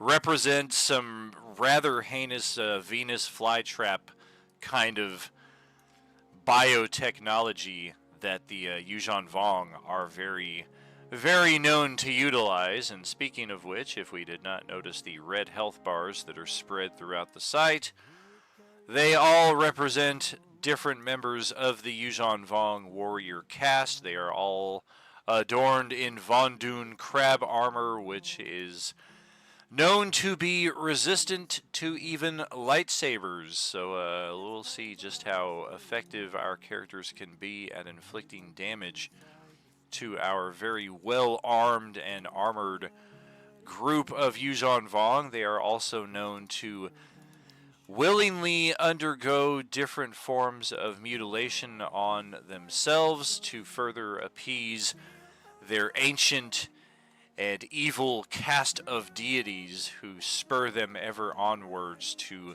galactic conquest. The Yuuzhan Vong have not been known to be this bloodthirsty in a long time, though. The war against the Yuuzhan Vong was well over 50 years ago at this point in the Star Wars lore, so to see Vong once again making an affront in the galaxy is a pretty new development. So all of that out of the way, let's go ahead and get the turn order in place. Let's have each of you roll initiative.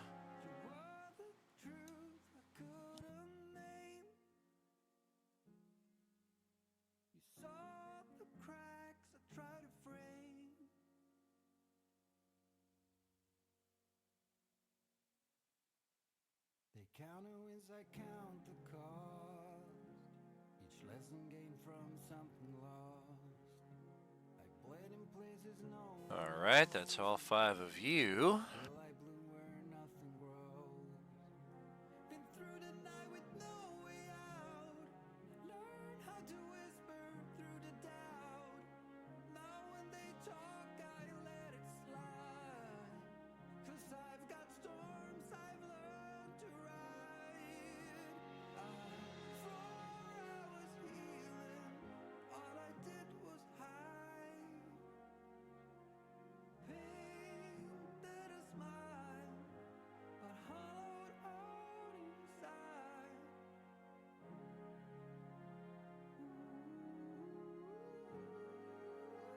Got initiative for our hut, and then for our Yuzhong Vong, we are looking at 1818. Okay, sorting the initiative, we have 3 player character turns, the Yuzhong Vong, and then 2 more player character turns, and the hut, as you might expect, is going dead last with his mighty initiative of 12.14. So, Selena, you have the first turn here at our Monday return. Go ahead and take it away. Okay, so I'll take it we do not understand them at all, because we probably do not speak their language. That's very possible. It's possible they also understand Common, though, because they've already gone through a war with this galaxy half a century ago.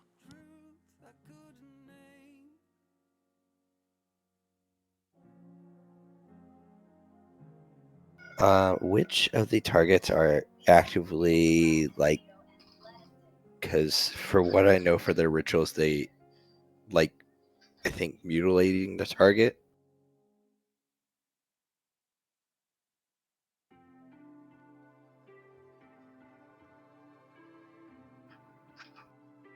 They all have brands, essentially, that they are using to spur the huts towards these carnivorous plants that are presumably intent on eating the huts. Oh, okay.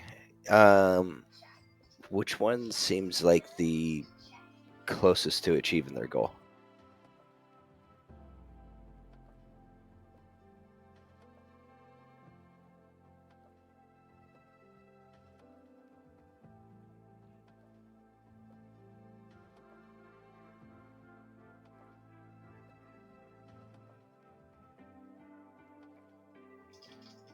That one. Okay, let's shoot the Yuzin Vong person right there then. Okay.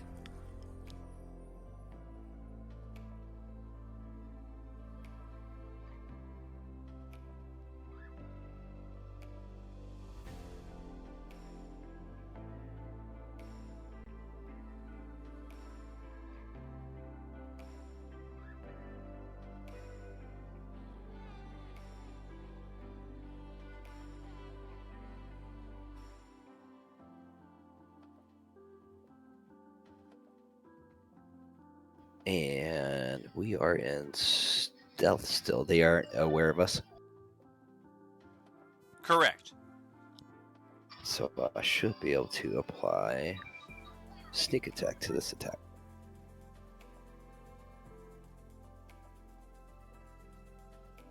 That is correct.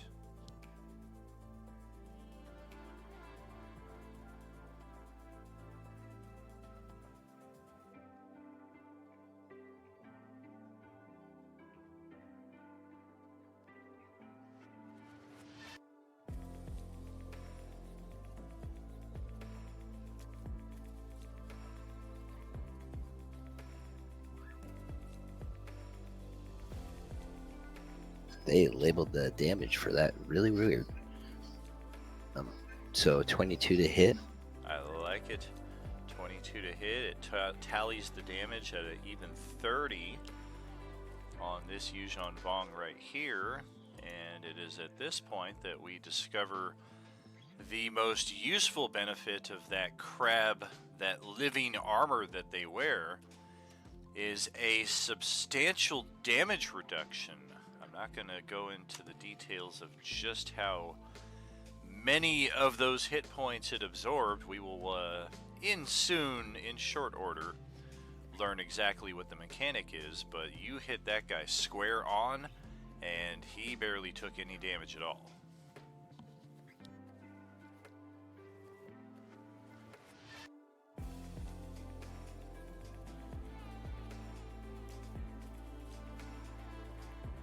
I will end my turn right there.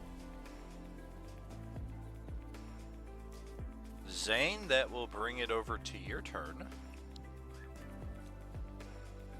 Alright, Zane is looking down to the guy to the south, and we're going to launch up and fly over the hut. I have exactly 50 feet of movement, so that 45 is fine. And let's start it with an unarmed strike.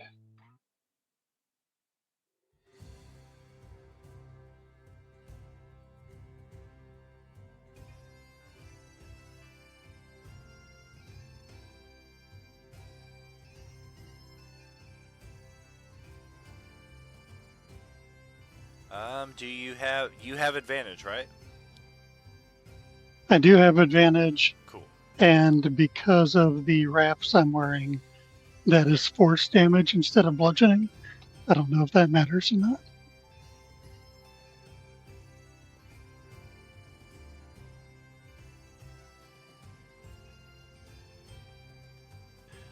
The damage reduction appears to apply versus force as well, so it does matter definitely in the translative aspect of that. But it's a solid hit, and just like the guy that got clipped with the arrow a few seconds ago, it appears that the armor absorbed most of the impact. Alright, with the Tavern Brawler feat, I will move him 5 feet south. And then I'll use an action, a free action to activate my Elemental Fury, extend my range to 15 feet for unarmed strikes, and I'm going to step over this way on an angle and see if some elemental damage does anything better.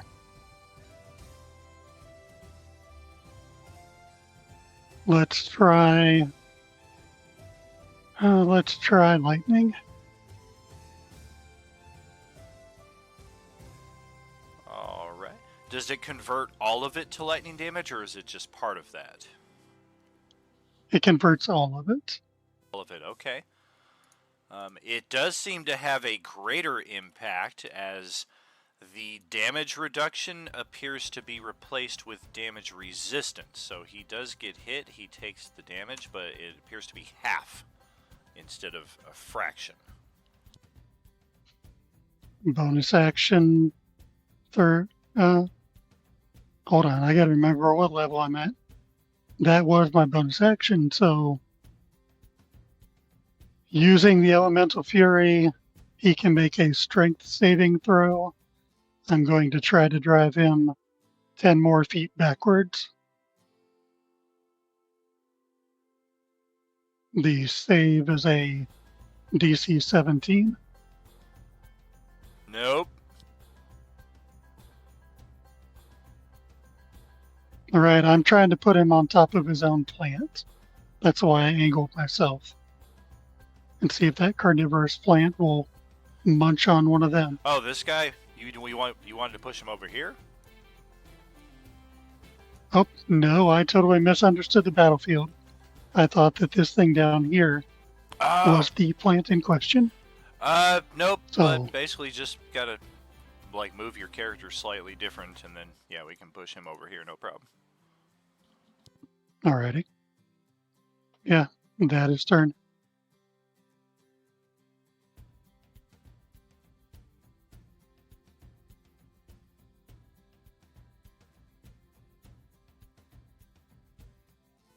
Well, yeah, this guy has been, I don't want to say devoured by the beast, because his legs are still sticking out, but his legs are moving very frantically.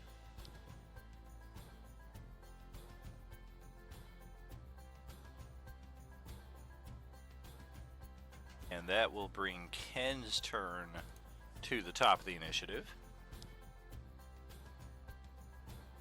All right, so I'm gonna see the guy get hit with the bow, and I'm gonna try and attack him.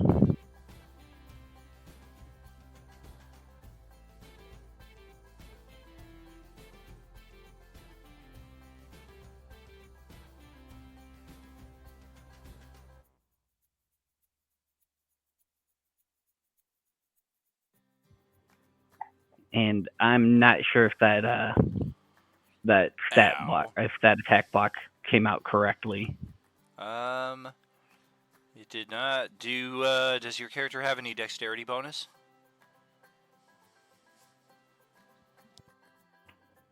Almost definitely.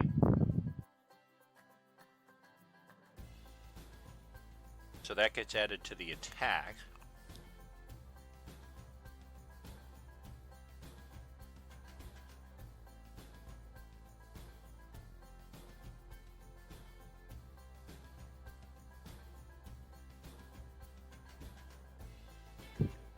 All right, because that's a +4. That will hit exactly. AC for these guys in the armor is 20. And not only does the cosmic damage bypass the damage reduction, but it appears that they are vulnerable to it. So you just did some 32-something points of damage. Of course, the specifics of the cosmic energy damage, 25 damage plus, is the 25 result on the actual damage dice, not after taking into account any other extra abilities and what have you.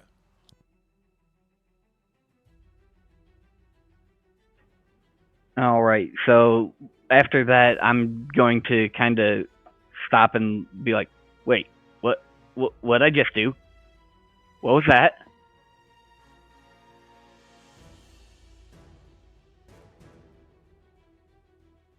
And that will be my turn. Very cool. Unexpected power unlock. And we are looking at the Yuzhan Vong for their first turn now. Uh-oh.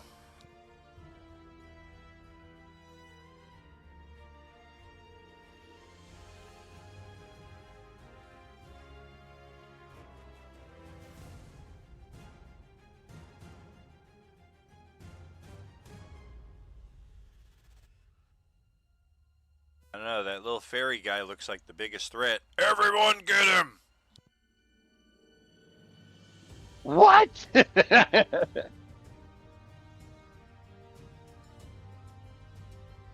I'm not the droid you're looking for.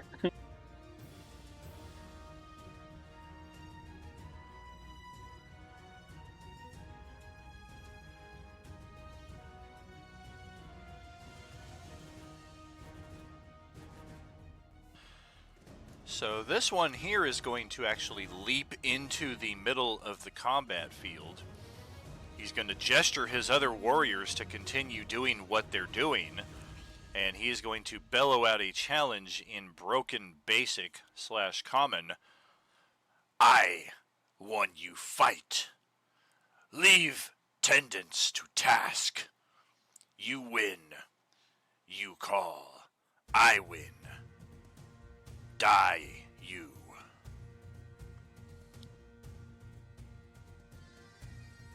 And with that, he has issued a challenge. And Mr. Twinkleberry Snodsworth is the first to have an opportunity to respond to it. If we spend our time attacking you, your attendants push those guys into the place where they're not supposed to be, and no, we can't have that. So, is the guy right over here, right next to one of those plants?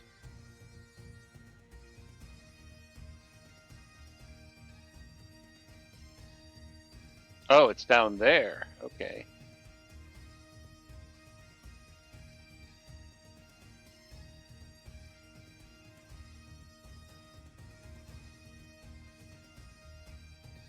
Yuzhan Vong, fight with honor. You wish contest fate of Slug. Slug, sacrifice. Hold. And he throws up an arm, and the attendants cease pushing the slugs into the plants. Challenge!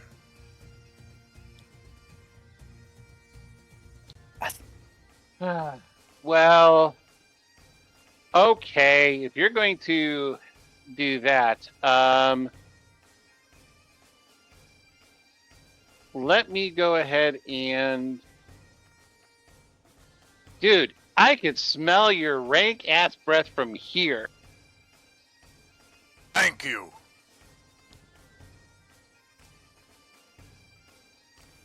He heals 6 damage. He's taking. Wait a minute. Why didn't that adjust?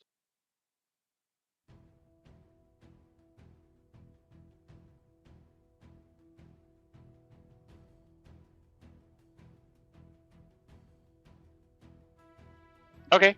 Yeah. So it'll take Wisdom DC 16, or take 1d6 psychic damage.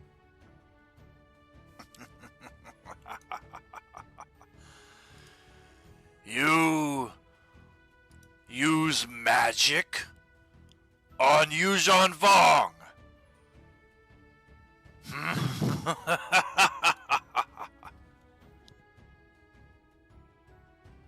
It's his only response. Okay.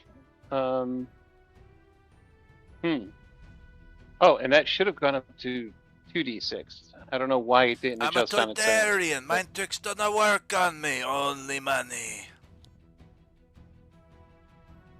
So they're immune to spells. Well, mine psychic spells. Well, he definitely shrugged this thing off like it was a yo mama joke that he'd heard back in middle school. All right. Well, it doesn't matter what damage it does now. Yeah. That's my one attack. I mean, so. Very well. Yeah. So go ahead. Okay. Paul, your turn is next. Triss is going to use their action to activate their winged boots, because they've got to do it beforehand. But it's like Boba Fett's jetpack, though. It just sends you flying in a random direction, like 60 feet. Just enough speed to get behind this guy.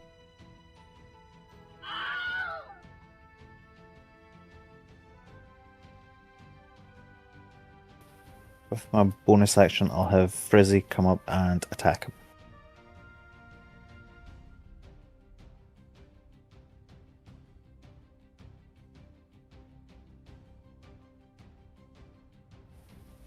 Ooh.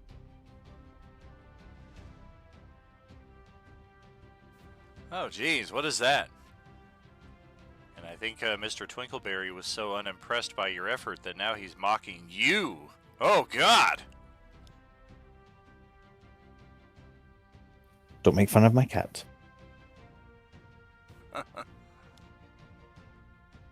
Yeah, Okay. that's me. I apologize. My damage thing here was not attached, so that's why it didn't. All part of learning the character sheet.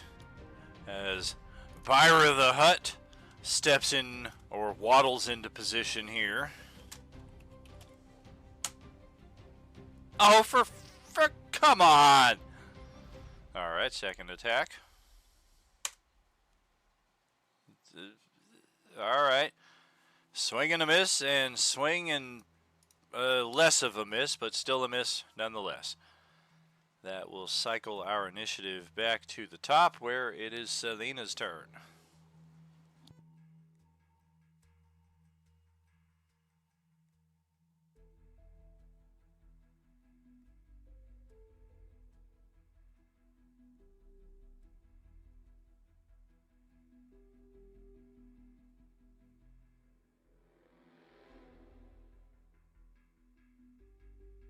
Rob maybe wasn't expecting for the turn to go that quick. Well, no, I was just choosing a new target. Sweet. Let's shoot the guy on the north side.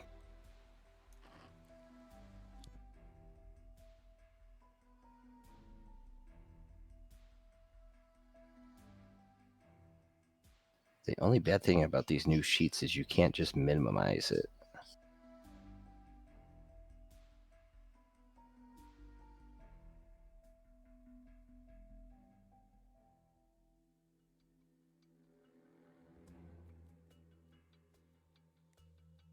Does a 18 hit? It does not. AC is 20.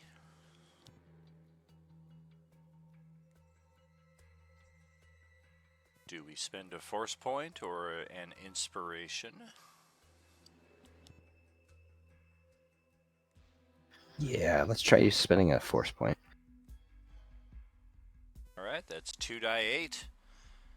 Take the higher of the two.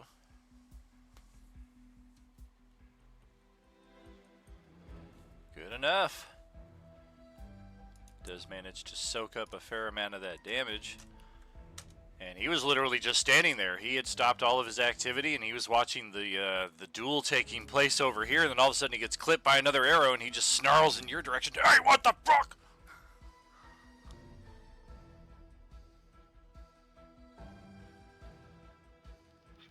With that, he's probably glancing my direction. I'm going to kind of send of like a antagonizing glance and then stow my bow. And that'll be the end of my turn. All right. Johnny, back to you.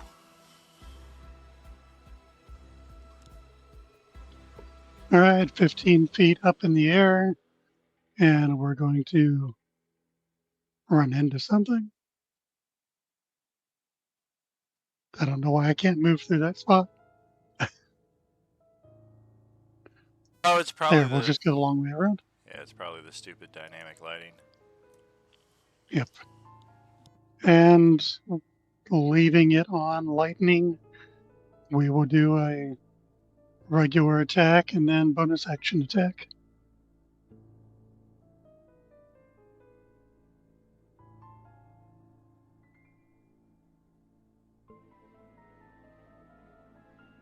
Both successful. Not going to try to push him.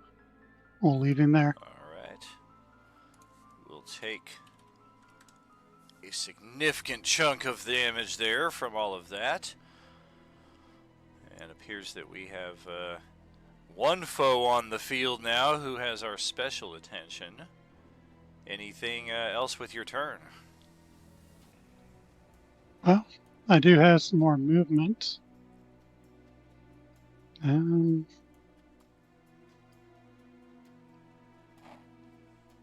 Let's see if he can fly. Let's just go 15 more feet straight up, so we'll be at 30. Definitely can't fly, but he does have reach with his staff, so he'll try and at least clip you as you're vacating the space. That's not going to come anywhere close, though.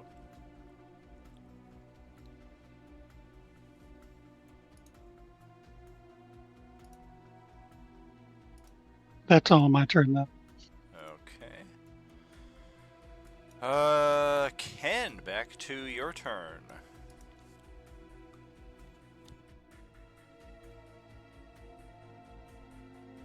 All right. So I'm going to go ahead and Hunter's Mark this guy.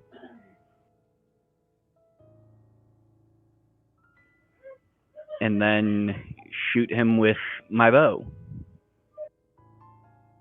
All right.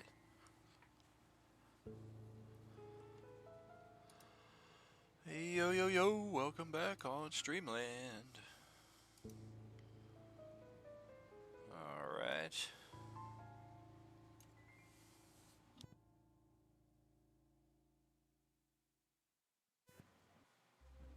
And I don't have advantage?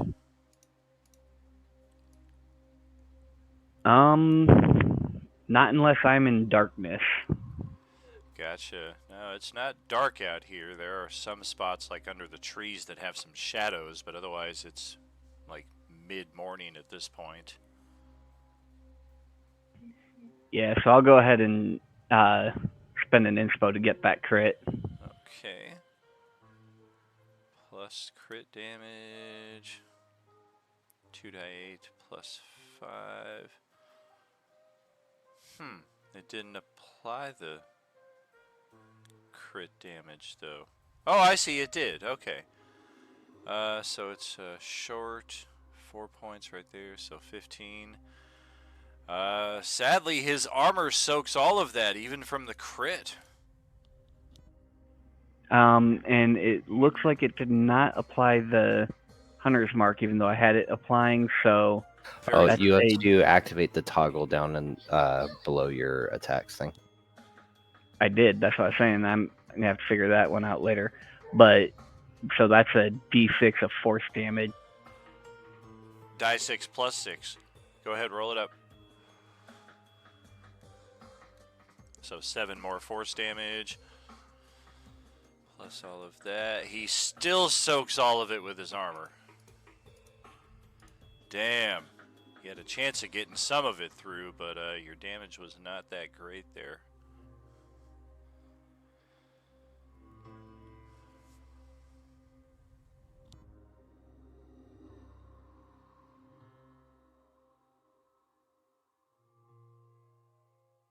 Is that end of turn for you? Yes, that's end of turn. Alright, well, we are going to grab what looks best like a grenade from our belt, and we're going to toss it up in Zane's direction. Well, adding dice actually to this didn't do us any good whatsoever. Thankfully, it's in, or no, this is not the AoE attack. This is a direct attack. As the grenade reaches your general area, it actually hatches. Its shelled form erupts, revealing a rather nasty-looking bug that is just covered with all kinds of armored bumps and hurtful-looking appendages. That it is now actively a separate creature that is attempting to attack your zone. Our second attack, we're going to swing the staff at Byra the Hut here.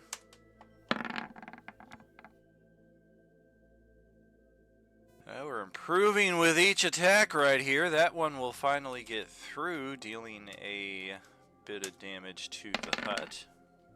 11 damage to be precise. We will take that, focus that over to here. And that is the end of our turn. Let's roll an honor check here. We're going to hold on to that.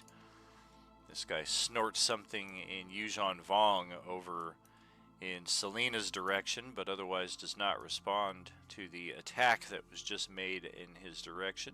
Mr. Twinkleberry is up next in the turn order. All right, we're going to have to go with a classic of warlocks everywhere. Fireball! Which most of them were probably, most people out there were probably going, "Why did you do this first time?" Yeah, I know. All right, so Eldritch Blast. For no damage.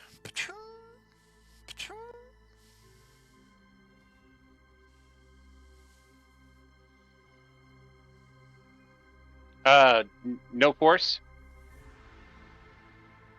I'm not seeing. I don't know. I'm waiting to see the damage. That's why I said there was no damage. Oh, okay. Oh, I Like- was like, where did? Because I'm. All right, hold on a second. Eldritch Blast. Blast. Yeah, there's got to be a way to automatically get this to do damage, and I'll look that Yeah, out. but- it is a. Say, go to the top of your thing that says sheet settings and click on that.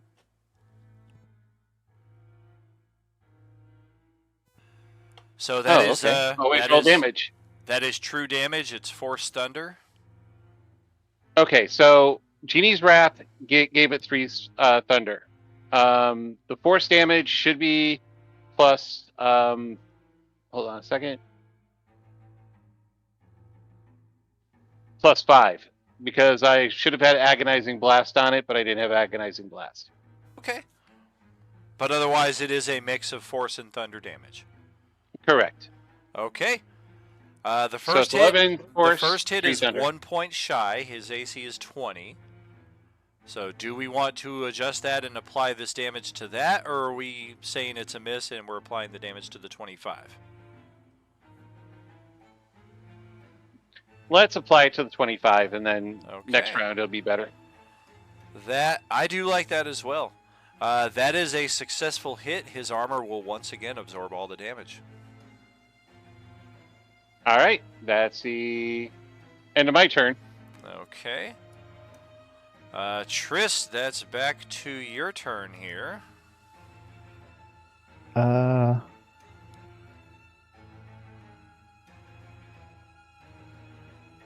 um, is this an action?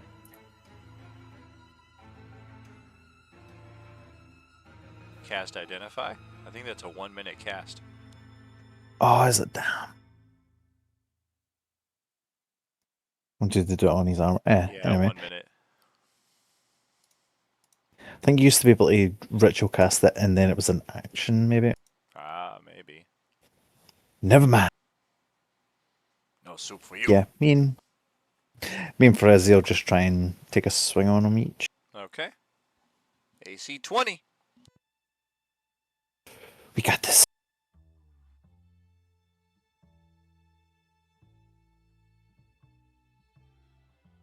I'll burn a force point for that. Hey, success! A connect with the Legacy Longsword. AKA tool. And Frizzy attack, please. That's better. Of course, we're learning that force damage is no bypass for the DR on these things, and 12 is not enough to bypass it either. 15 slashing from our main attack there is another successful hit. Also not enough to get through the damage reduction.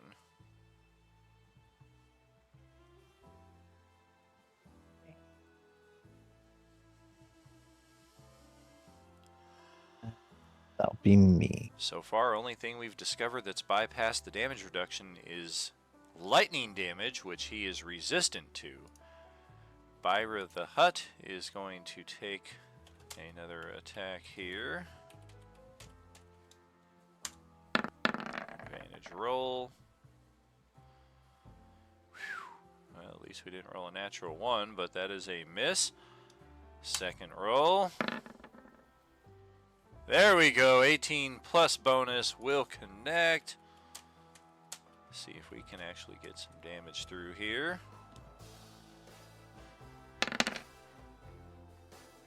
12 damage. Physical is not going to be enough to bypass the damage reduction. It is enough to stagger him back against the side of the wall here, and that will be the end of Byra the Hutt's turn.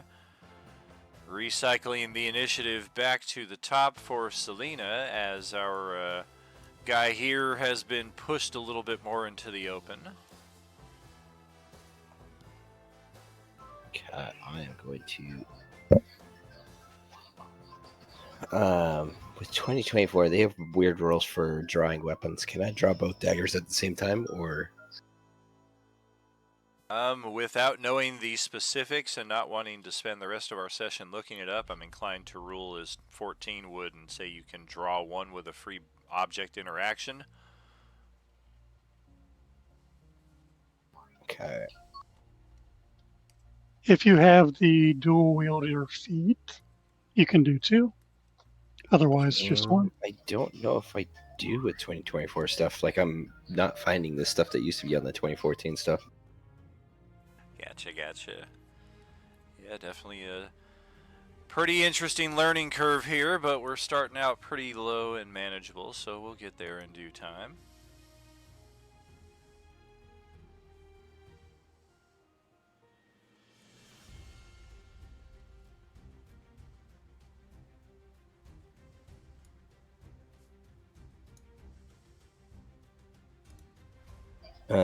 That plant by the rock that's in my line of path straight to him, is that one of those flowers, or is that just a different plant? That is a different one. There are none of the man-eater plants down here in the field of combat. Let's run right up to him and stab him. Okay.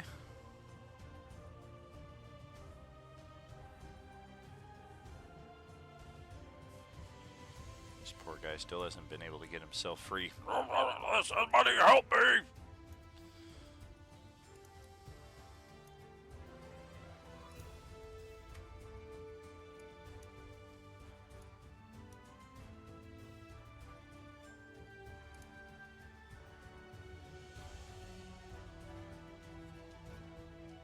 That will hit. That fighting style damage is certainly helping you get past some of the damage reduction, which now that we have encountered the Von Dune crab armor through a number of different attacks, I can tell you the damage reduction value is 25 versus many, many different forms of incoming damage. So not only is it a high AC bonus for these guys, but the damage reduction itself is worth its weight in pretty much anything. Is it just the one attack? I'm trying to see if I am able to do the off attack. I think I have something from Ranger for being able to apply my Dex ability score to it as well. Okay.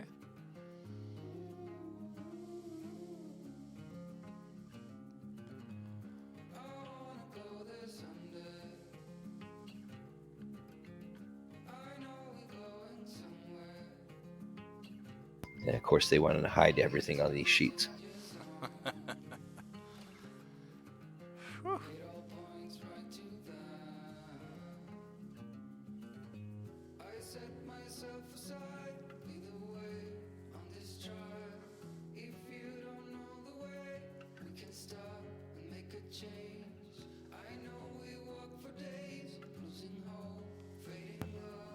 Yeah.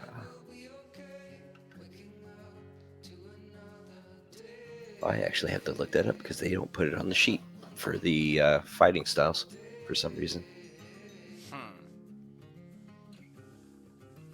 Should be an option to toggle it at least.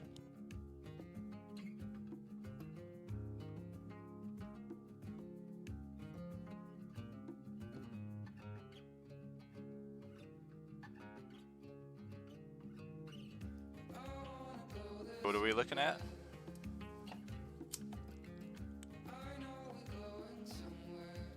I was just trying to figure out where it was at, just in case I'd accidentally did a different one. But I believe, doing the dagger or a weapon in each hand with the light property one. Okay.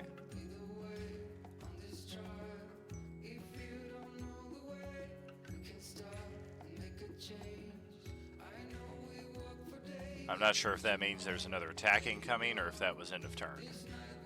Yeah, it'd be another attack.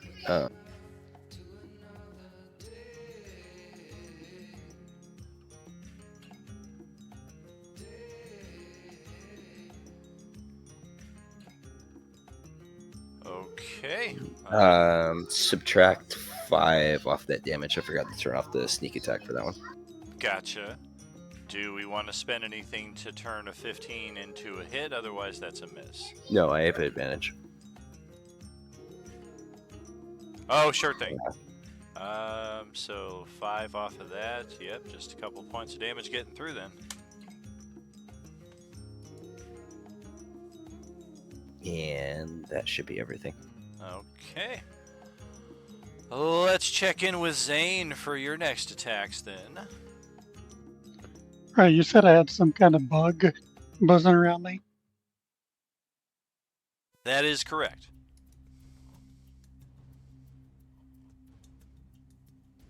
Well, we're going to find out what it does if I move away from it, I guess. And we will come over here, drop down to 15 feet. Okay.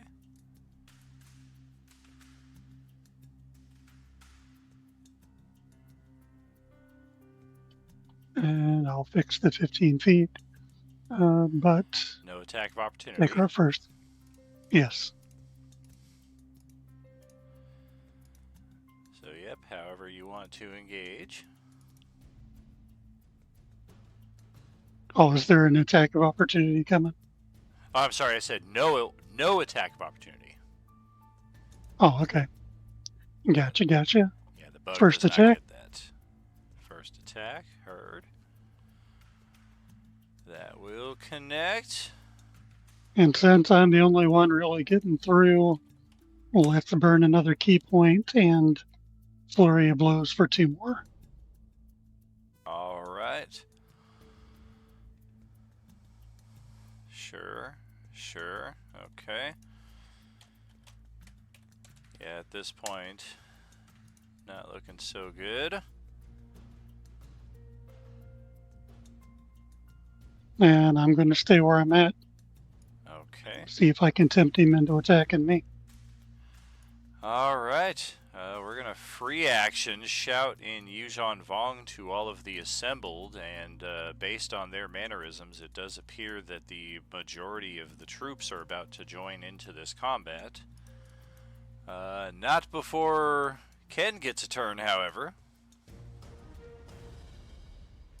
All right. So, seeing as how my previous attack seemed to not work, I'm going to try and recreate my first attack.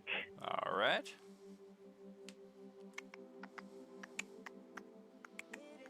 Shit! Man. Got this amazing power, and you're just like Cyclops the first time he gets it. Like, you just can't aim it with any kind of accuracy because it's literally coming from your eyes, apparently. Can I throw him an inspiration? You may. Go ahead, reroll the whole thing. Oh, that's much different. And 33 points of cosmic energy damage. That's just going to bake this guy alive and leave a charred husk of a corpse falling to the ground at Selena's feet.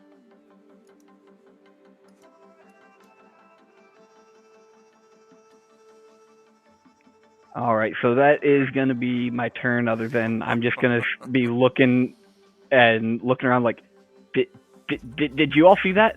What? Where is this coming from? What is this? Okay. Seems fairly useful. Very, very. All right, the Yuuzhan Vong will activate. All right, well, first I need to check on this guy here. Forgot to roll him last round. Oh, okay. Well, he would have gotten himself free. Definitely took some damage in there, however. And then... okay.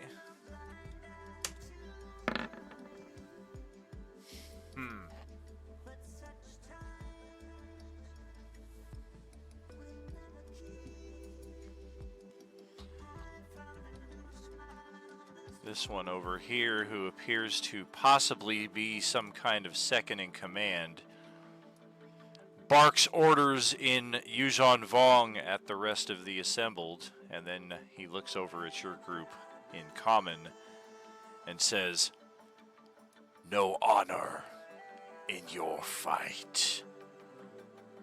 The worms, take them. This is not over. We will meet again." And they're going to begin effecting a coordinated retreat from the site. Oops.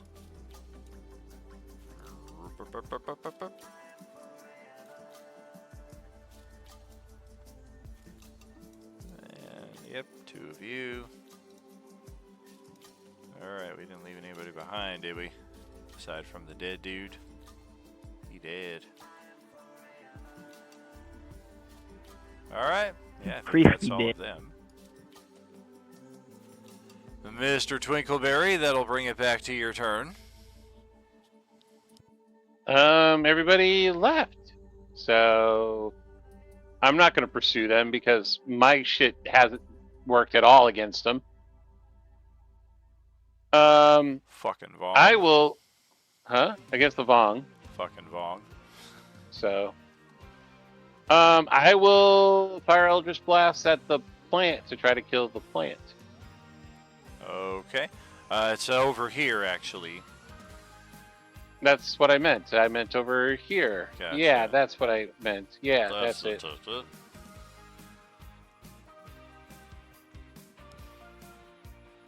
But now you guys roll like shit now that the actual foes that can fight back are off the board. I see how it is. Right. I roll shit anyways. Don't you? Yeah, that will eradicate that very nasty Venus flytrap looking plant over there. The slugs themselves, now that they're no longer being forced into these positions, are quickly breaking free of their bonds. None of the other huts are actually muscular. They're more the traditional fat slugs that you're used to seeing, but they still have a pretty good deal of power despite the conditions to which they've been subjected.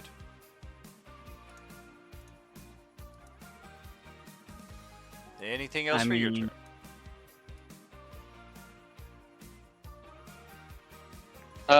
Nope. I'm pretty set on this. Actually, I want to get to my friends pretty quickly.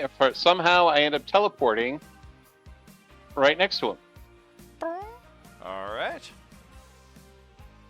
Wait, where'd he go? Wait, wait. Well, how did that happen?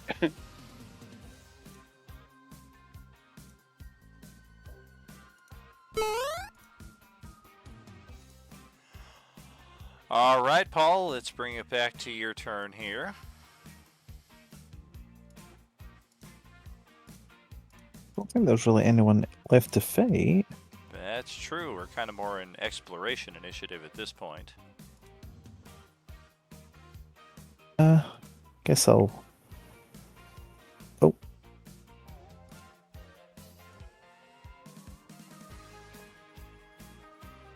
I'm trying to go for the ball, sorry. I'm going to fly up here. And closest hut to me. Under their bonds, maybe.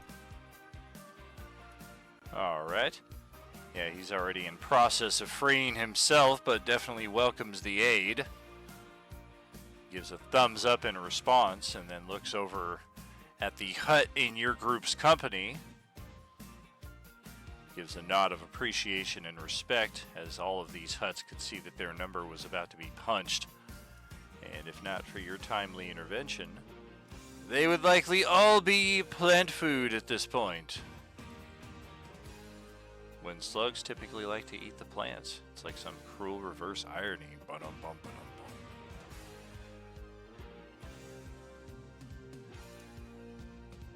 If that's it for Triss, Byra the Hut will speak to your group.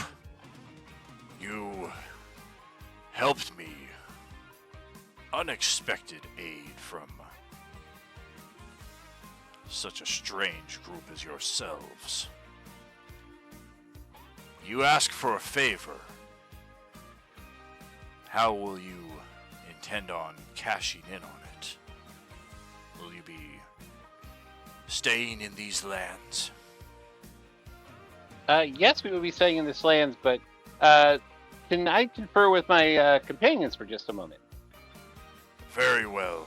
I will convene my clan and coordinate our next moves as well. I believe our favor should be asking him for as much detail on these Wong things he called them, and that way, because my spells didn't do anything to these guys, so we really need to know what the heck is going on with these.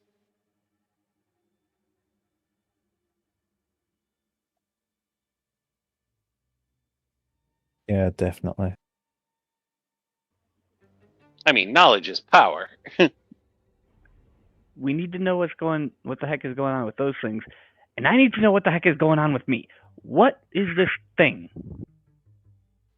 I don't know. I just disappeared from one spot and reappeared in another. So we got some weird stuff going on amongst ourselves that they probably wouldn't have any knowledge of. But they knew about these guys. So I think that would probably be our best course of action.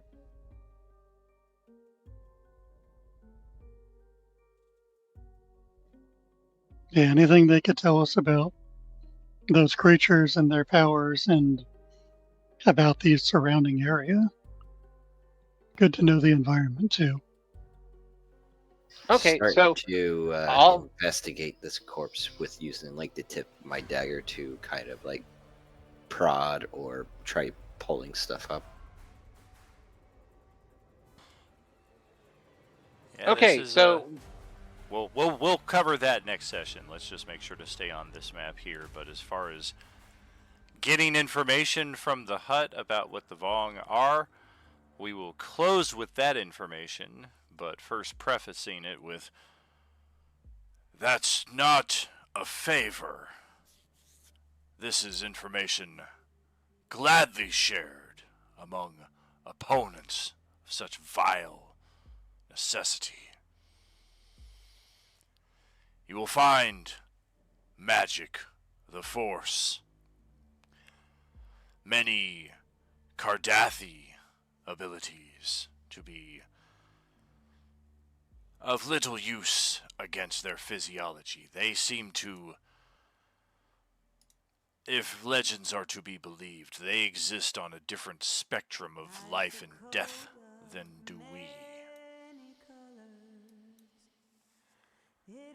They are highly religious, and if you can learn more about them in that respect, you may find an edge to be gained. I am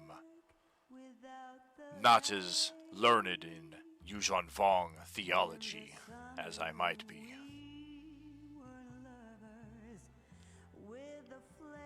Otherwise, their weapons, their armor, their clothing, their ships, everything that they use is alive and is bonded carefully with each individual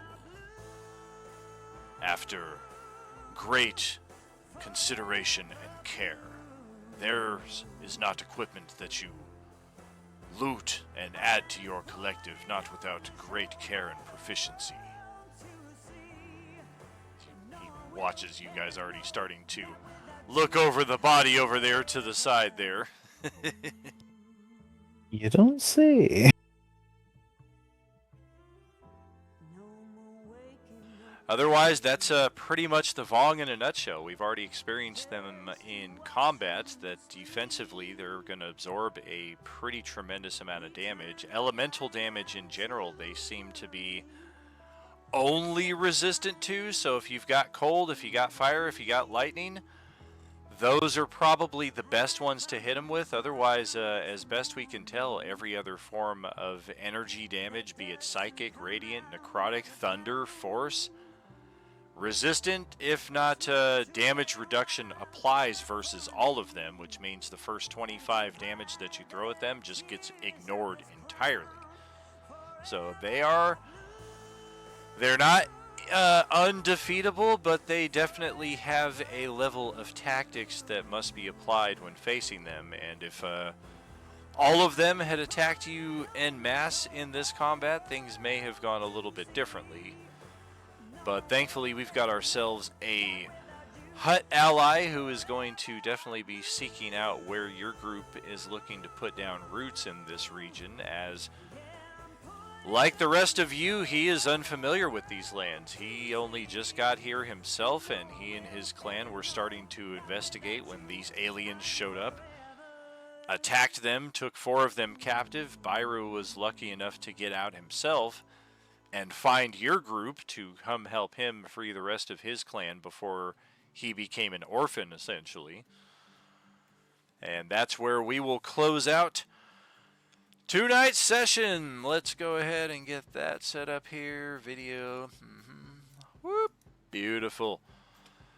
All right, solid show tonight, friends. We had a good number of viewers here in Streamland. Great role play from our entire Monday night group here to get us into Act 7 proper. Huts on fire. We did see some huts. We did see them being scorched, I guess, would be more appropriate title for tonight's session. But we do what we can. I couldn't fully enfuego the hut without completely melting them down to nothing, like holding, what is it, the magnifying glass in the sun against the hut right there. That'd probably be the cruelest method that the Vong could have done.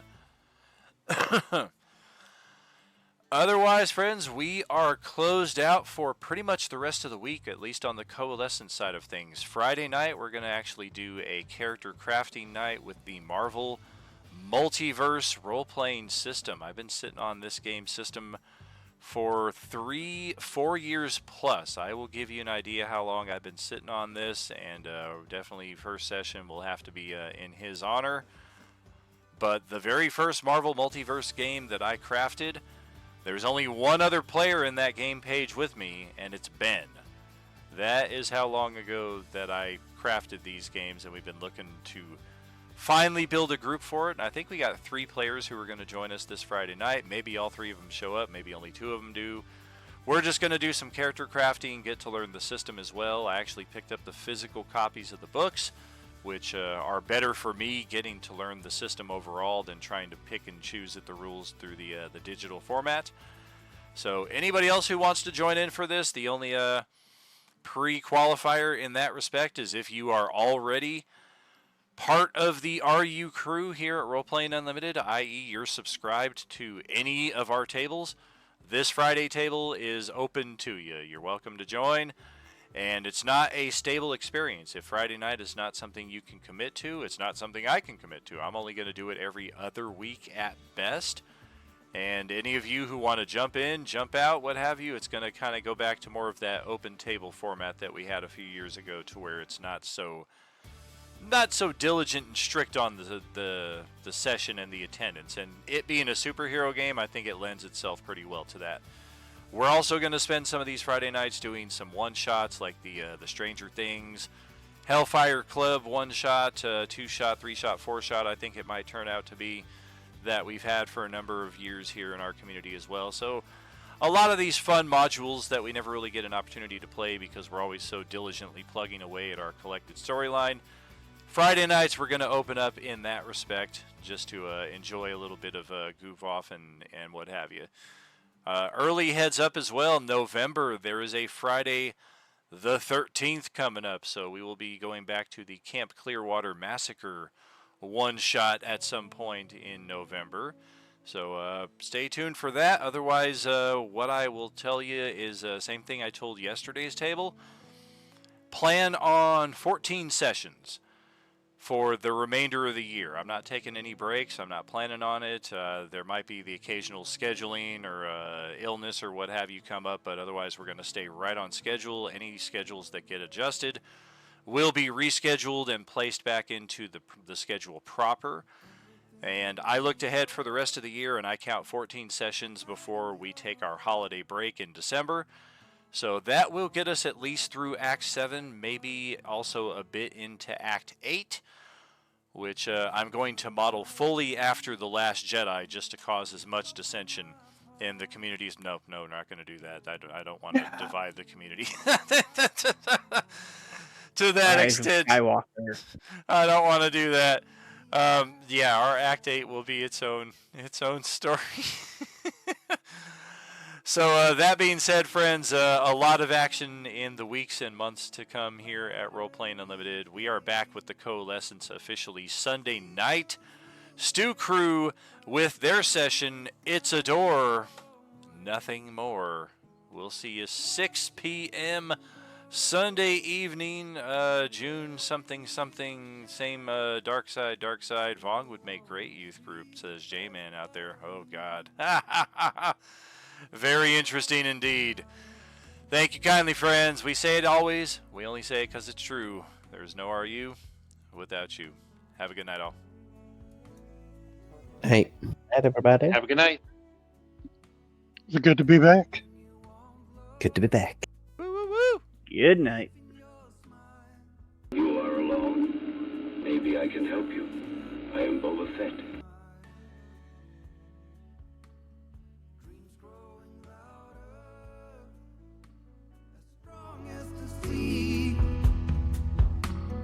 With you is where I wanna be. If the world feels heavy, I'll be your light. When you feel lost, I'll hold you tight.